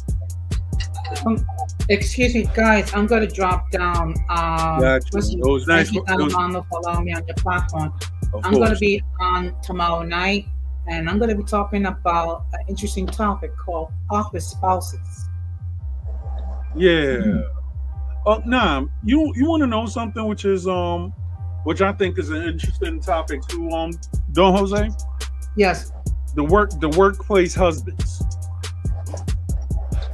Well, that's okay. Well, actually, when I talk about spouses, I'm talking about both work husbands and both work wives, because Yeah. we're living in a culture where at one time you cannot call a co-worker beautiful, because next thing you know it, you're going to be involved with EEO. But having work spouses is okay. Yeah. Yeah. Like I never understood that terminology. I know what it is, but I know what it is, but I don't understand that terminology because I could understand that back in the day. I'm saying like maybe the 1970s and 80s and maybe early 90s. You had people like in the professional workspaces and stuff. They say like, "Oh yeah, I got a friend or whatsoever," right? But now in current age, they're like, "Oh yeah, I got a workhouse husband." Well, but it's rarely you actually hear a man say that they got a work wife. Well, believe it or not, I actually have a work wife. Okay, but it's purely platonic. Of course, I cannot say that to my lady, because you know how jealous Dominican women can get. Yes. Okay. Yes. So just mention the word work wife or whatever. It's like, ay, ¿cómo se casó con otro? No. That's actually fluent. So I'm gonna be talking about that on my channel tomorrow night at 9:30. Yeah, shout out to my wife on Instagram. Love you, boo. but in any case, guys, take care. If I don't hear from you before, Happy New Year. May 2025 be a prosperous year for both of you. Well, thank you. Thank you. All right. Good night. Good night. Okay, good night. Yeah. Yeah, it was kind of. Yeah, there's a lot of stuff going on around. Yeah, I saw one thing. The Mexican president, right? She had gave the indigenous people some land. I thought that was beautiful, though. Yeah. You seen that? Nah, I didn't, but I know that she's making waves. Yeah. Meaning to the point, she actually said like, okay, since Trump came to office, we're deporting you Americans. I was like, woohoo! Yo, that's funny too. Because she was doing back to like, Trump, you gonna send people back? We gonna send y'all people back. Because it is a lot of Americans that live in Mexico, and the only reason why they doing it too, because they making it the living is too high, the cost of living, because they gentrifying. And they down there stuff costs more money because Americans got all that money, worth more money, so they make everything else go high in Mexico for them being down there. Yeah, pretty much. So that's why they're like, you know what, we're gonna get rid of these people. Them people ain't gonna do nothing but go back to another country though. Yeah, I think they're gonna actually settle. Like, I think they might just settle in Argentina. Yeah. Or Paraguay, for that example. Yeah, because Argentina and Paraguay, and they could blend in there because it's a big European country. They not as. Yeah. I mean, they got mixed people there, but they got a heavy European. You got people that live in them countries that's 100% pure European down there. Pretty much. That's why they could blend in countries like that, Argentina and Uruguay, and all them different places. Paraguay también. Yeah, they could blend in there because they got a high European DNA down there, so they could move down there and blend in. They don't even think they immigrants. You know, Mexico, and you know they're gonna stand out in Mexico. Though you know Mexico, they don't. I mean, it depends. Yeah, you got certain Mexicans that don't look like what we would actually perceive as a Mexican. that's true. So therefore, if they live in those communities, I mean, if like for real, nobody will be the wiser. For everybody that be looking on, novellas all day and everything like that. Yeah. I actually think that novellas is just nothing but stupid propaganda. Yeah. That's like a small minority, but you do got a group that that they blend in, but they live in a certain area though. Yep. Those are ones that we used to see on TV growing up, when our grandmothers and stuff and all that used to watch the novellas. Yep. Those be the people that used to be on there. Those be the elites. Yep. They be straight Mexicans. Exactly.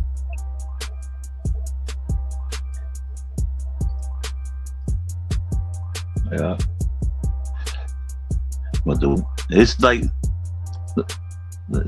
and then there's a lot of stuff was going on, man. I've done seen they got in Mali and like in Africa right now, they got rid of a lot of their colonial powers, like they changing the name of the statues.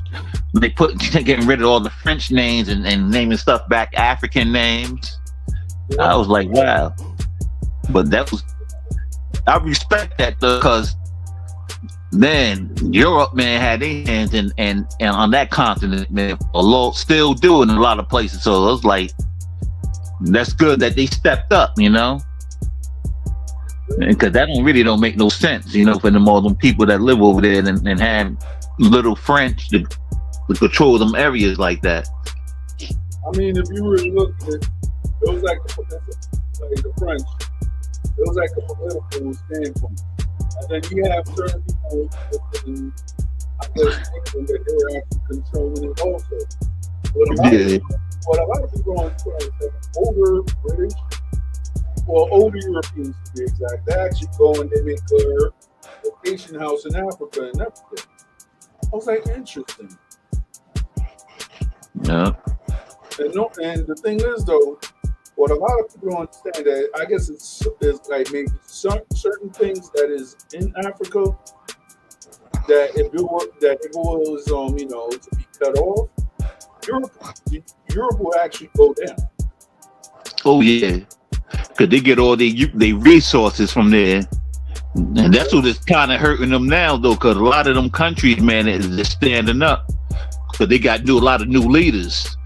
And they like, man, you know what? We gonna sit down because they make no sense for them getting rich off their resources and they not benefiting off it. So pretty much though, a lot of them countries they not having that, man. And soon enough, we gonna see a lot of them places in Europe crash because of that. Like they gonna see a lot of them countries gonna go broke. Because they get a lot of minerals, a lot of gold. There's so much stuff that they get out of there that it's kind of crazy. And a lot of them places should be way richer than what it is. Yep. That's it. Shout out to DRNY Sport. Blue.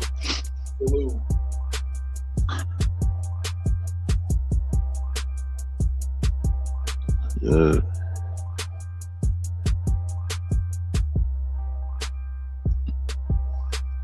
But yeah, man, I did my DNA too, man. I got some indigenous, of course, from DR and Jamaica, in the Yucatan and Mexico. And I got some dots over there too. Yeah, it was like it's like I'm 1% indigenous Dominican, 1% Yucatan, and 1% Ecuadorian. I was like, for real? Cool. Yeah, that's interesting. That showed that a lot of people had traveled. Now their ancestors had traveled. Yep. You look like someone was in Cuba. I got like, man, some of my people was the island hop. A lot.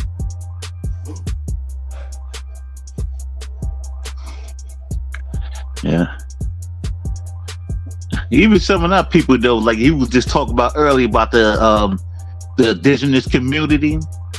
Some of our people be delusional with that too. Like some of us got a high indigenous, cause I got a high indigenous too in my DNA though, but it's not enough to be like, no, I mean, the claim that you say, you know, that we still alive though, cause no, I mean, the DR, nobody don't practice, no, I mean, Taino culture, don't know nothing about being Tainos like that. I mean, there is actually a resurgence because there's a female that I actually followed that both of her parents are Dominican. Yeah. That.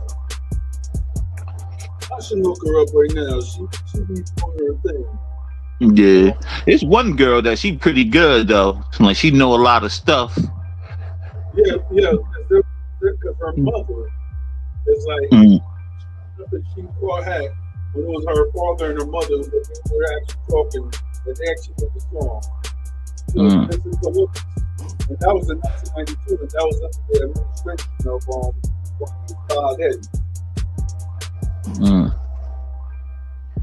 Yeah.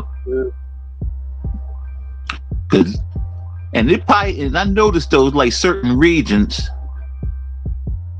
like you probably have some people that got higher than others,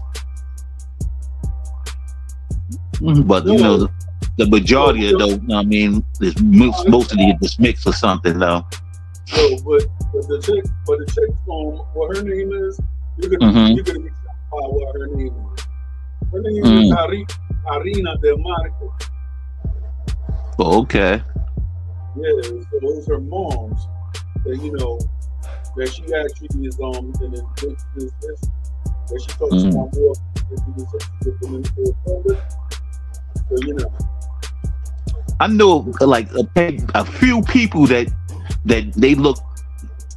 they got a very indigenous look that you could definitely tell that they Taino. Pretty much. I've seen a couple of them. I've seen some people that look straight up. You be like, yeah, they probably have the look, the cheekbone, how the way they nose shape and all, like how the way Columbus explain them in the book. They look just like the people how the way Columbus explain how they look in the book.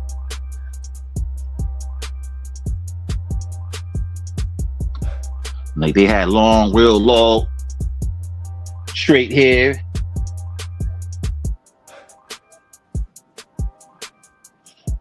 And then you have some tribes though that's in Brazil and like Colombia, and I think you still got some in Colombia that they favor. You could tell that they Taino though, because how the way they look, that they had like the bronze skin, and with the bowl cut, and they they call them there's so many different tribes out here, but it's they call it tribe that never been touched. Pretty much, I can't get the word. The uncontacted tribes. Yeah, I think that's the term you're looking for. Yeah. Yeah. Shout out to Doble El Sensei 80. Well, I'm shouting out my Instagram followers, by the way. So, all right. Yeah. So, well, it's cool though. Yep. I told this one dude one time on TikTok, man, I was like, I go back in time, I'd have had a bazooka, I'd have blew the Spanish boat up, and none of us would have been here. I was like, man, none of us would have been here, and then they would have been straight Tainos and stuff. And I was like, man, because I'm kind of it's sad though how they lost their land like that. So Man, it was up to me. And people talk about this Spanish. I'm like, man, it was up to me. Man, I won't be here. I'd have been on the shore, wait for Columbus to come, and had a bazooka and blew that whole boat up. Yeah, pretty much. Yeah, if I could go back in time, I probably won't be alive, but I wouldn't care. I mean, It's for the good.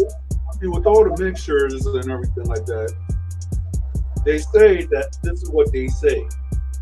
They say that when it comes to like the Taino language, and then you have the Garifuna language, it's similar because the Garifuna in Central America and the Tainos and Arawaks in the Caribbean, Yeah. they have like a similar culture of sorts, I believe. Yeah, because I have studied a little, like kind of like from the beginning. They say a lot of them had left from Venezuela.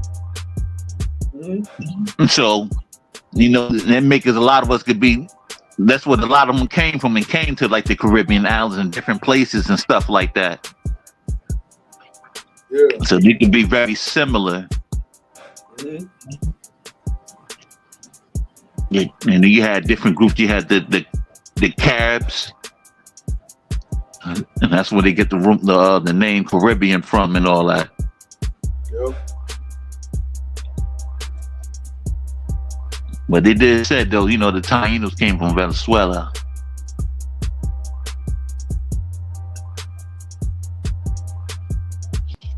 Or they say they came from, I guess, what is now known as present days, I guess, the South American countries.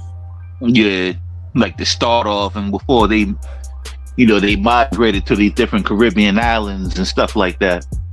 Pretty much. And that's why you notice when you go down to Venezuela, a lot of them look very Dominican.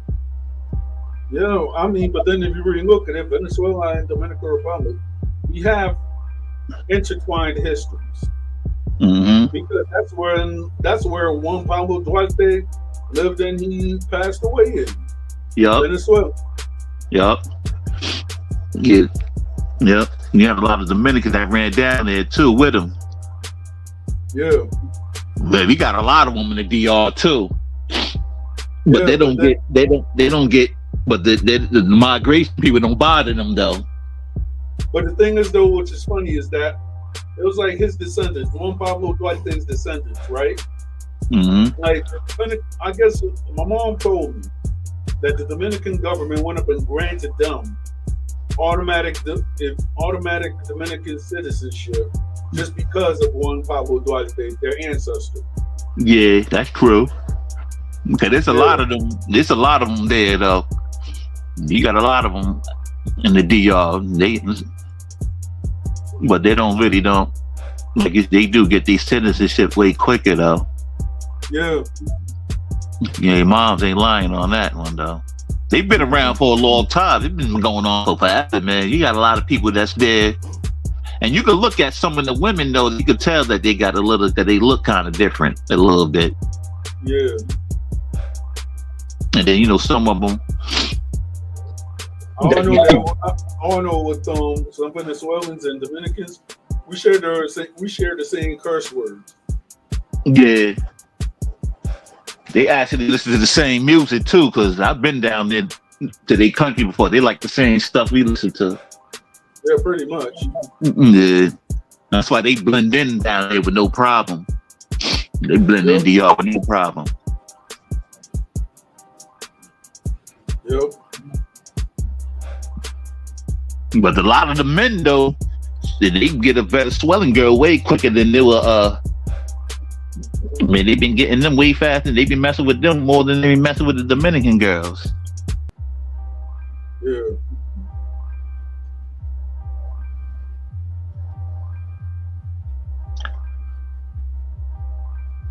It's like they already. But people think stuff gonna change though, man. That's in every country, man. The dynamics of people gonna change. You're gonna get different migrated people who gonna come. Cause man, they got a little bit of everything, man, down there now, man. You got Canadians, Germans, Yeah. Sweden, and people from America. So it's like you have people who are from Switzerland for the longest. Tell you the truth.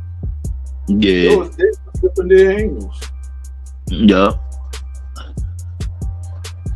A lot of Swiss people. I know some Swiss people that own a couple of hotels out there too. Yep. A lot of people, they going down there, they putting their money in there.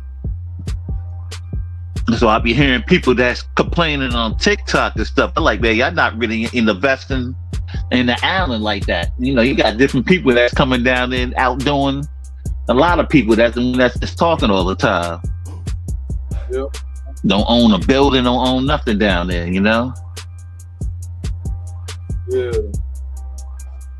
Cause you be surprised, man. A lot of people, man, they move to America and they get bougie and forget about their families. Pretty much. Yeah, and a lot of them, you know, they just out there fronting. You know, a lot of them don't really be doing nothing. Yeah. Man, I knew one lady, man, she said she ain't been to DR in 20 years. And I'm like, why you complaining and learn about DR? You don't care about DR that much. You ain't been home in 20 years. That's kind of crazy to me.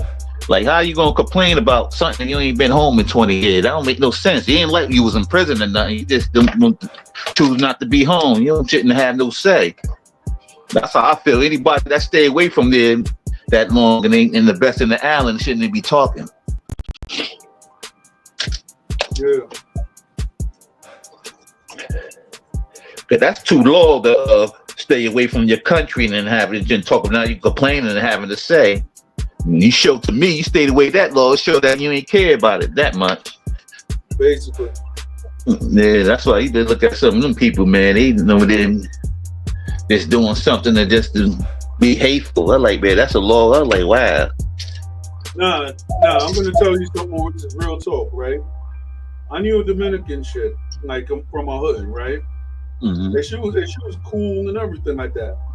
But she was like, she would never go back to Dominican Republic. I was like, wow. Why? You know, that's your country. She was telling me that, you know, that she did something to a police officer over there. So that's why she could never go back. I was like, dang. Damn. Yeah. Yeah, it's a lot of people, man, they be surprised, man, that had the most opinions. Man, they'll never go back. Pretty much. Yeah, those are the ones you be like, man, I don't never go back. Don't even send a barrel to their family or none of that. Yeah. So it's like, I don't. Some of them they look foolish. That's why I don't join a lot of them lives, man. I stay away from a lot of them lives. Got you. Yeah. I don't Only if like I join some of them, the ones who just acting normal, laughing, and people telling jokes and just talk about regular stuff. I join them not that much. I still don't, but I'll do that. I'll join that before I would join when they talking about the island and stuff like that. Right. Cause I like, man, none of them people don't even invest in the island. None of them don't even go down there on the regular to really know what's going on. They just getting stuff from the news and then crying victim, like they try to blame other people in the community that doing. I be catching they be doing the same thing. Yep. Like you had this one guy, he was a gangster, and he be complaining. He used to be with the Trinis. Man, I wanted to go up there and say something so bad. I was like, bro, you know, man, my man turning in his grave. I was like, you got a problem like that. Won't you get your group of homies that's down there and fight? The gangsters don't march. Now, I don't know no gangsters for marching. Right. You know what I'm saying? I said, I was like, but I ain't say nothing, but that's why I was like, man, I don't want to make sure I don't want to go on because I would tell him that. I mean, you got certain people who are you know, die hard and everything like that. I'll give them that. But then you have certain people who just don't, you know, Yeah, They're just talking. yeah. And then a lot of people they try to make it like it's just so much stuff going on. I was like, man, y'all be down there, man. Everybody not getting punished like that, man. They just take what they wanted to like anywhere else, they just take what they want from the news and just to and show the fear. Yeah, I was like, them people, a lot of people, man, don't really don't know what's going on. Pretty much. Yeah. Because how the way a lot of people talking though, they just talking though, you just a bunch of Dominicans just getting killed. They ain't true like that. You know what I mean? Because a lot of Dominican people ain't scary like that though. They ain't gonna sit there and let people kill them. They ain't the truth, especially where I'm from. You know what I'm saying? They ain't happening like that. Some people, you got people that get busy. You know what I'm saying? That's what I was saying. They doing the same thing, what they complaining about the Americans doing. I'm like, man, y'all doing the same thing. Right. Crime victimhood. And I'm like, man, they don't know because they don't come down, you know? They ain't. And one thing that happened to that old man, they making like that's just going on like people. We got people out there that's fighting too, man. We got people that got guns and a lot of stuff happening in certain neighborhoods, and then the rich neighborhoods, man, they can't get in them rich neighborhoods and kill people and do what they want in them neighborhoods. It don't happen like that. Really don't. Yeah, so that's why I like people over there just over exaggerating when it comes to the DR situation. That's why I don't listen to it. I know they ain't really what people think it is. Right. Yeah, a lot of that stuff, man, is overhyped. Yeah, pretty much. Mm-hmm.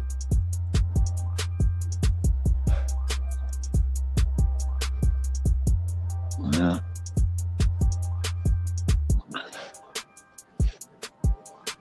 Some people complain about, the Haitian. I'm like, man, some Haitians ain't gonna go nowhere. You got a lot of Haitian that's legal. Yep. And I was like, ain't nothing I can do about it. Get over it. You know what I'm saying? Like they legal.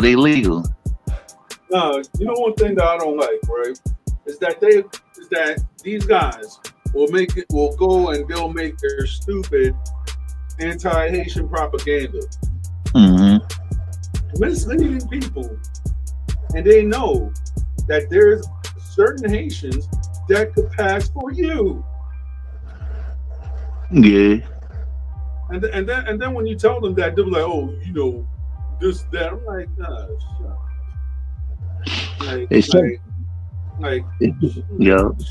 Shut up already, all right? Some of them were so hateful though, man. They didn't know. They call anybody with brown skin Haitian. Yo, trust me. Yeah, they do that in a minute. They'll do that in a minute. They'll try to make a whole to tell people, oh yeah, that person's I know. And look stupid. They don't even know about places like Los Minas, San Pedro. Always had black people there. Know what I'm saying? Yeah, know what I'm saying? Something now. Know what I'm saying? Like, man, they always had dark people there. So I'll be looking at people like, man, they sound stupid. You know what I'm saying? They always had dark skinned people there. They even try to go to something though. They try to want to be like Colombia. We're not like Colombia. I mean, we got areas that's a whole bunch of light skinned people though, but they forget about places that we always been in these places, you know what I'm saying? Right. And in colonial time, just like they've been there.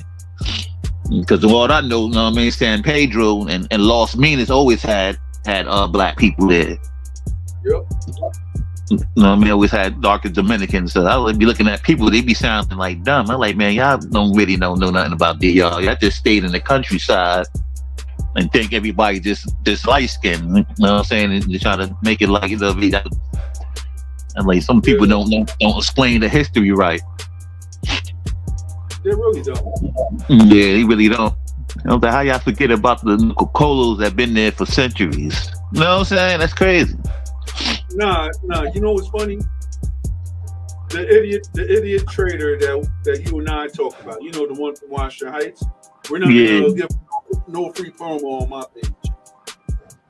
The idiot trader, me and him, we were actually arguing, cursing each other out He went up and tried to say that Cocolos are traitors. Okay, so let's go. So between me and you, Hadi, right? Yeah. How Cocolo are traitors? They not. When the fact is, they were the first ones that was actually teaching the Dominican population on how to speak English. Yup. So if we're traitors, how the heck we had you go into our culture, married the women and everything like that? Traitors don't do that.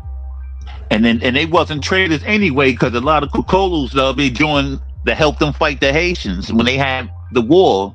They ain't never betrayed nobody. They helped them. Thank you. Yeah, so that's why you can tell people don't teach history right. They just got something against it. Just what they don't want to admit that they really racist people though.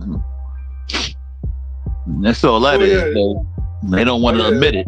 They try to make an excuse. They try to talk their way around. No, we not racist. Yes, you is, because you be cheating false narratives. Because the Cocolos, they helped them fought the Haitians. You know what I mean? When they had that war, that's the only reason why they did won the war. So they don't like teaching. They just like, man, you gonna teach correctly. You know what I mean? Don't try to try to throw us out of history. You know what I'm saying? That don't make no sense. You never was traitors. Exactly. Then on top of it, when it was like around 2022, it was it 2022? No, 2024. Yeah, 2022. I was at the I was at the Dominican parade, right? Mm-hmm. So I went there. I was showing my homie Jaxel and his lady at the. I don't know if that's still his lady, but I was showing with them. And we was in the VIP section of in the VR parade. Lo and behold, we see this idiot, and you see a whole bunch of people. Who was dark skinned, who was celebrating and everything like that. And this guy was looking all afraid of us, and it was like a whole sea of black Dominicans or dark skinned Dominicans waving the Dominican flag. I was like, I ain't see that idiot go around and say anything. No, he not. No, he ain't gonna say nothing, because a lot of people there, they talk crazy. They just don't think crazy though. That don't make no sense. Yeah. And it is a difference between. I mean, I could tell the difference. Like they say they know the difference. They just a lot of them be lying, because the people on the other side though. We could tell the difference though, because they look. When they ain't nothing way how they look, but they got a certain distinct look. And we look different. A lot of us sometimes they probably get mistaken from. A lot of times you can tell somebody real Coco. A lot of times they get mistaken as a African or American or Jamaican or something, or maybe sometimes. You know what I'm saying? Yeah. But, a lot of times though, and that's what you get mistaken of, most likely somebody from America more than anything. Yep. So I like that. You don't look like you ain't from no Haiti, and they just be saying that just to be hateful. You know what I'm saying? And a lot of us do. They look different. Yep. Because most of us look like they'll look like African Americans. Got this look just like. Yeah. Talking about that, there was a boy up on TikTok, right? Mm-hmm. That he was raised in a Spanish household and everything like that. Mm-hmm. That he wasn't that he wasn't, how should I say, he didn't know, it was like he always got mistaken for being African American, or you got those Dominicans that it was like, oh yeah, you're this, that, the third. I'm like, shut up. Yeah. Yeah, they do got a different look. Like people like from the from my region know the difference though. I mean, them people sometimes it could be kind of hateful and think like that though. That's just how the way they was raised. and they tried to make an excuse online and say they wasn't raised like that. I was like, man, and that kind of thinking, you was taught that way from your parents somewhere. They don't want to admit it that their parents had taught them that hate. They be covering up something that they know they're guilty, because people that think a certain way like that's not the way they was raised. Yeah, hate like that. That's taught. That's a taught behavior. Ain't nobody don't grow up like that as a baby. You can put all kinds of babies in the playpen and able to play with each other. They don't think about nothing. Right. There's a lot of people that don't want to admit that.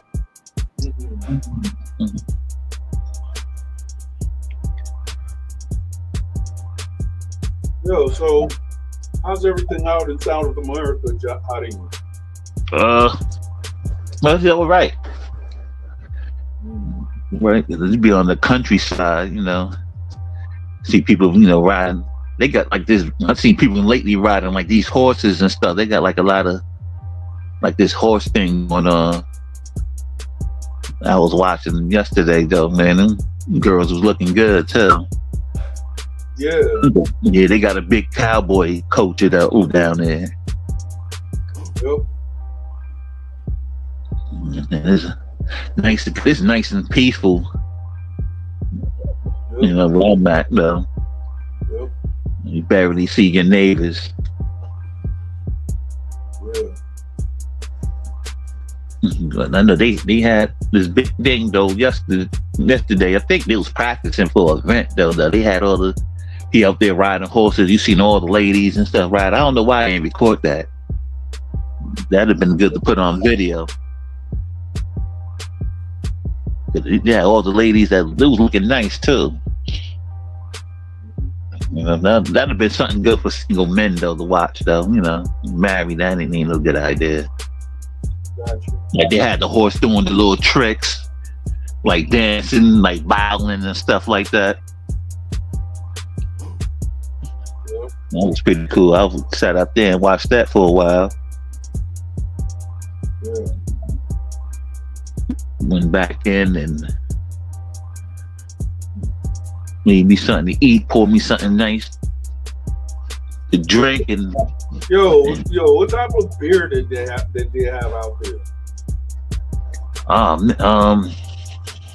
They like lagers. All right. Yeah, they like log. They got all kinds of stuff, but Right. because every once in a while I'll probably get a taste or two, because I really don't be drinking like that. Right. You know what I mean? Every once in a while, I might get me a little taste or something. Right. But I had slowed down on the drinking tip, man. For a long time, man. Every once in a while, but I don't drink like that no more. Yeah, I had slowed down big time, like for years. Yeah. Let me see. Cause I think I had slowed down because my Yo, I had my grandparents on my father's side died from like that for drinking too much. Yeah. So that kind of like that made me slow down. Gotcha. Yeah, that's why I don't really know. Because I don't want to go out like that. Huepa. So this Pete. Dímelo, Yarin. Yeah, I mean, beaming up. Almost done cooking this food. All right. I She made. already ate me some good steak. All right, I'm making locro de arroz con carne pollo. You already know. Okay. That sounds good. Yeah. Yeah. Especially got when me. it's made right. Yeah. All right, so give me a few. Actually, I gotta mute this. I'm gonna go serve the kids their food real quick. I'll be right back. Gotcha. Okay.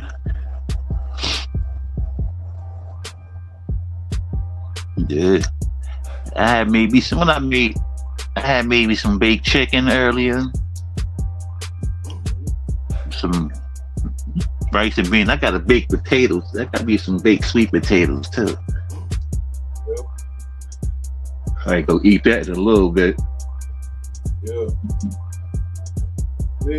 Me, like when it's like around 9 o'clock, I'm just about to, cut it off, chill. Yeah. Yeah. So you in Philly? Yeah. What's going on out there? Ain't not much. I like a lot of the young dudes. They actually just wilding the heck out and everything like that. Yeah. So I just stay out the way, and I just act like I'm a tourist, because there's certain stuff that could change, but then it's not like, okay, yeah, I'm a part of the community, because half these beefs and stuff is like generation. Yeah. Be old school beefs from the 70s and just keep continue on. No. What I mean is generational.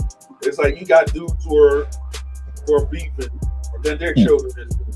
So Yeah, I understand that. It's the same thing that be going on, you know what I mean, and everywhere, like in Jersey and New York and all that. You have projects that been beefing for 40 years and stuff, and they don't know why they fighting each other. It's just a tradition. Yep.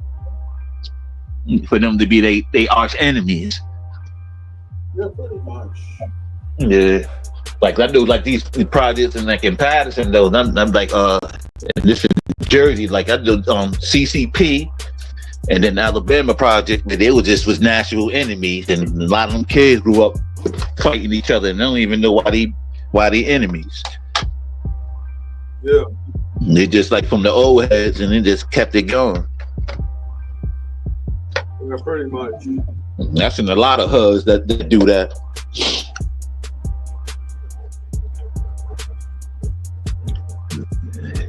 And it was kind of like, I guess that been going on forever though. So you think about it though, the native tribes was doing that too though. They were beefing with each other so long for no reason. Yep. Yeah, they don't even know why they be fighting each other. I mean, like if you actually look at it, talking about the native tribe, that's why the Hutus and the Tutsis, they went up and they were beefing. Yeah.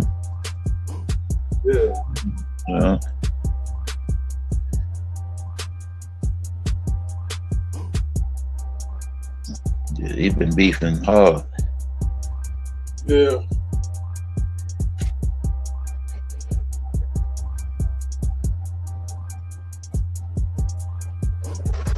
And then, you know what movie I want to see though? The Apocalypse 2.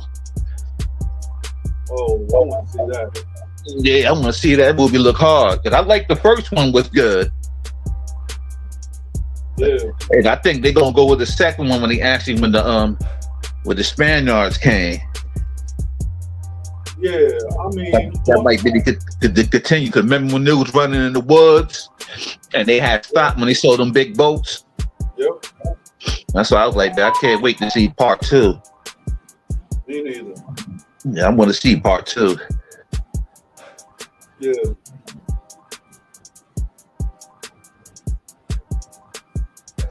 She's mad at me for some reason, you heard?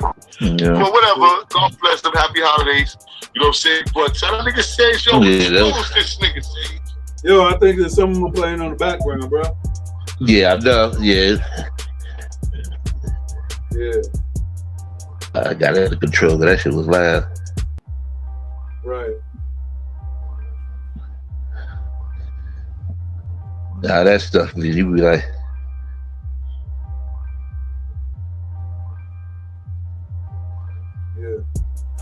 well,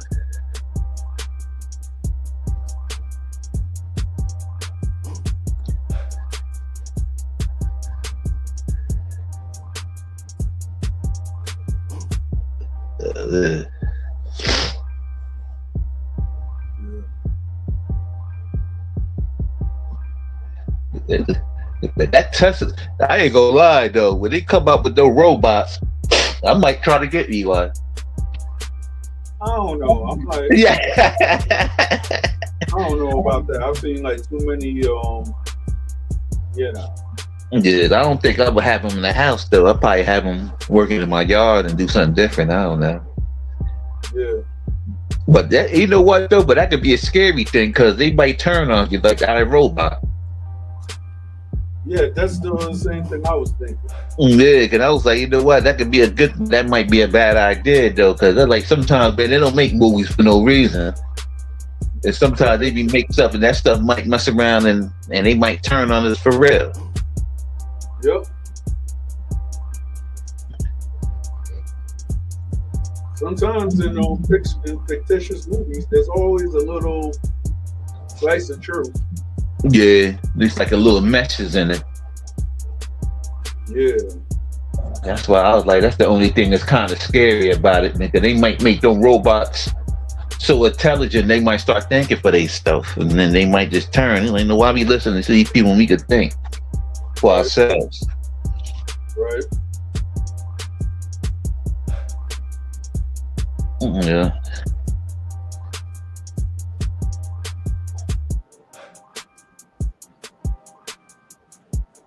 So these scary things though, because people don't understand, man. Technology, man, ain't perfect. It always take for like some kind of electric power or something that shut down, and then them robots are gonna shut down. Yeah, pretty much. Or they might figure a way. They might get so smart that they might do it for the do it for themselves. Start taking care of themselves.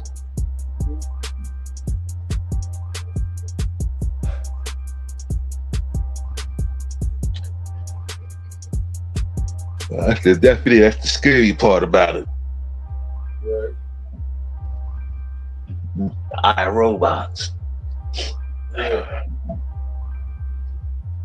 Shit, I thought by around this time, man, I thought it was gonna supposed to have flying cars in the streets already. Yep.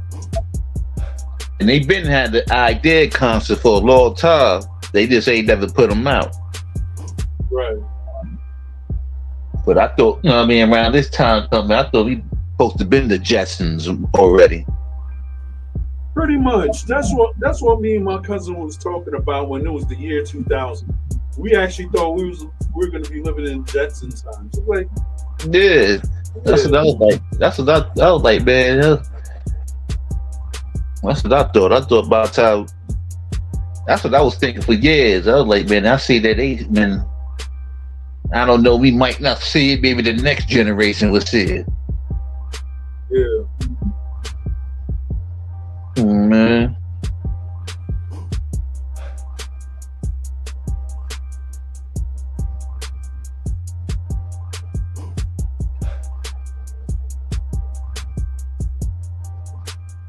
Yeah, I thought. Yeah, I thought by the time we be sitting in there and be flying. And to think about it, man, if they had that out though, you know how many people are gonna fly to different countries and stuff like that? If you had them flying cars, Right. that's gonna be kind of what they're gonna have to have like some kind of police control. I mean, it depends.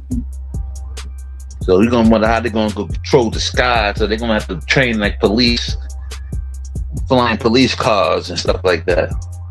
Right. Because we invent the cars before they had the parole and stuff like that, man. People that have money, man, they gonna get away with a lot of crime. Yeah. They do something, they know what, I'm gonna boom this dude, I'm gonna fly to Mexico real quick. Yeah, pretty much.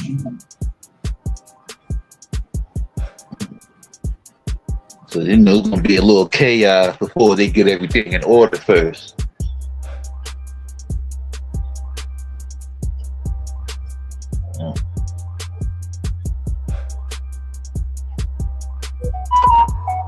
There's one dude they got dude named Albie Al. I like him. You never heard of Albie Al from Jersey? Yeah, I like his music. Yeah.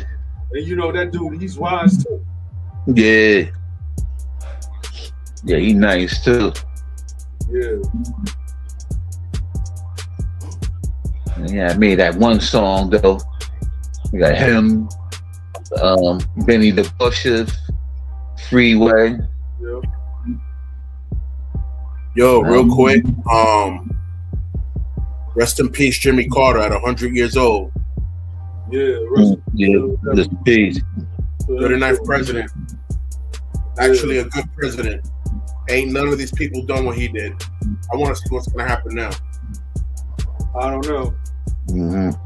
But I always heard good about Jimmy Carter. I ain't never heard nothing. Nobody, because you talk to a lot of the elders, they ain't never said nobody from back then had nothing bad to say about that man. He was a humanitarian all the way, through and through. Mm-hmm. Ain't no soldiers went to war while Jimmy was in office. Mm. Yeah. Reagan came, Bush came.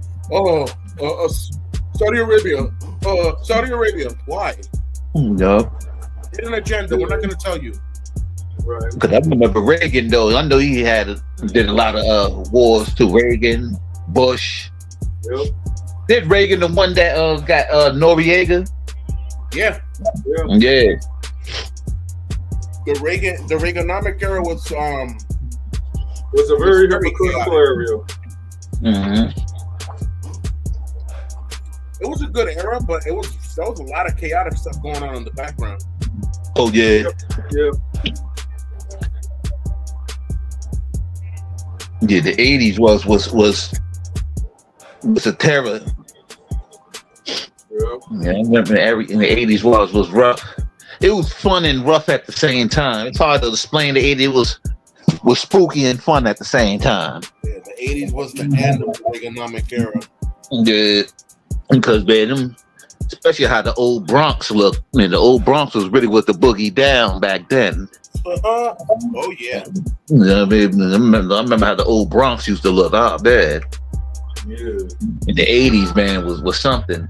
He was that's why I said it was spooky and fun at the same time. Because a lot of people used to have a lot of fun too, and you had a lot of spooky stuff too. And you think about it, it was rougher too back in them days because there was no cameras. I used to tell young people, man, back in the days it was worse because they ain't had no cameras. And so you could imagine how many bodies people got away with back in the day.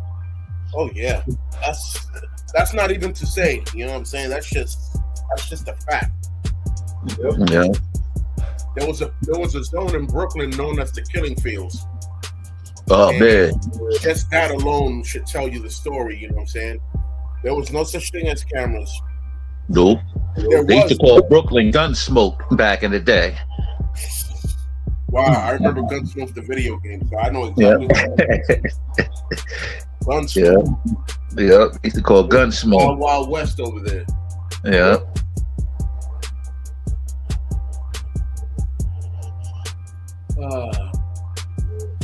I'm just here sitting down, enjoying my wife and kids eating my food. I like seeing smiles on people's faces when they're eating. If they got nothing to talk about because they're so concentrated on their food. Food, yeah, that's when you know your food is good.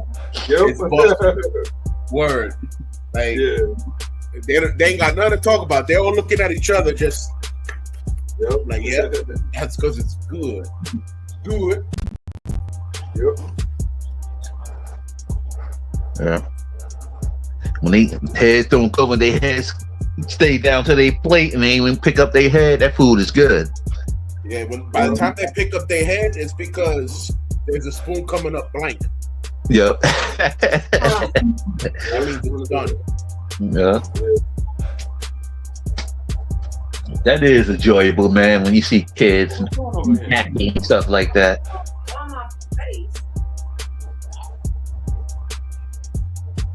Hey, dog, get out of here.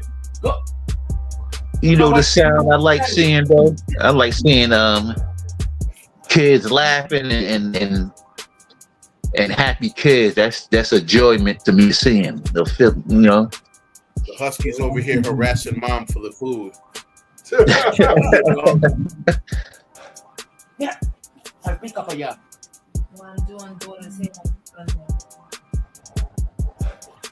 No?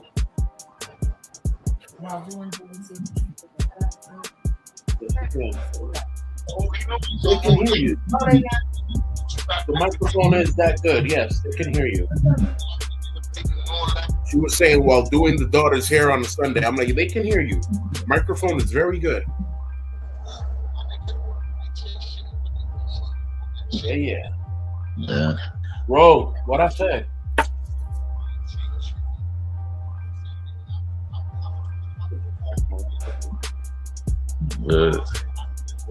All right, I'll be all right. Wow. Yeah. I'm about to shut it down because I got Poppy got to work tomorrow. Mm. Yeah.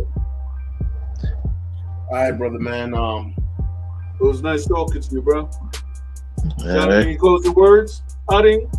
Nah, I probably got to do some stuff in the morning myself, man. I don't got nothing permanent going on yet. I probably gonna get something going on. I'm probably gonna mess around. Be probably next year. I don't know. Whatever time, I'm probably gonna end up doing a channel one day, man. I don't know. I might do something. I probably try to do something kind of different. I'm just not quite sure what I want to do yet. Probably, but something like kind of like positive, though. So I'm gonna tell you two things, man. Maybe a food channel or something. I'm gonna tell you two things, bro. One, don't rush it, because creativity will always come to you. Don't rush it. Two, just wait for the proper calling, because you don't want to open up a channel and based off of something that you may have just pre came up with, and then you actually come up with a bright idea, but now since you've already done a few shows based off of something else, it might ruin the new idea that's actually the real calling. So don't rush into it. Wait for the right moment, and once the door opens, then start running. Yeah. Yep. Yeah, that's definitely good advice, because that's why I ain't rush into it, though. Like you said, especially if you ain't ready yet. I mean, you could be ready. You know what I'm saying? Listen, if there's one thing I know for sure, it's that most people have talent and skills to do great things, but are scared to do it because they don't know if it's their calling or not.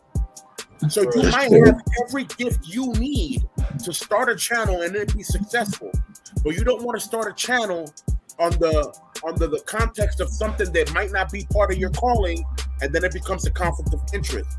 Wait for your time, and then once it's revealed to you, then you open the channel. The door opens, you run. Yeah, that's definitely good. I'm definitely gonna take my time, and like you said, don't wait for your calling. That's today's lesson. Yeah. That's today's lesson. I came for the last 10 minutes of the show to give today's lesson. Amen. Wait for your time, because even if you have the skill traits and the talent to do any A, B, C, or D thing, wait for the proper call. So you don't end up doing a B, C, D thing when God wanted you an A thing. That's all.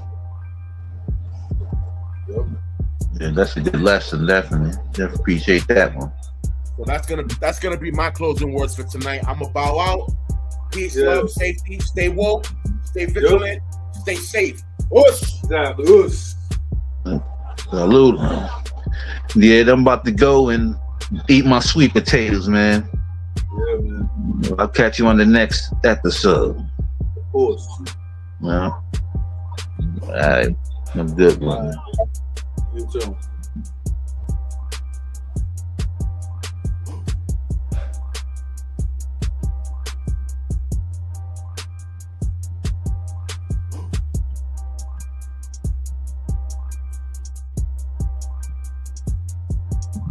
Well, that's all, folks.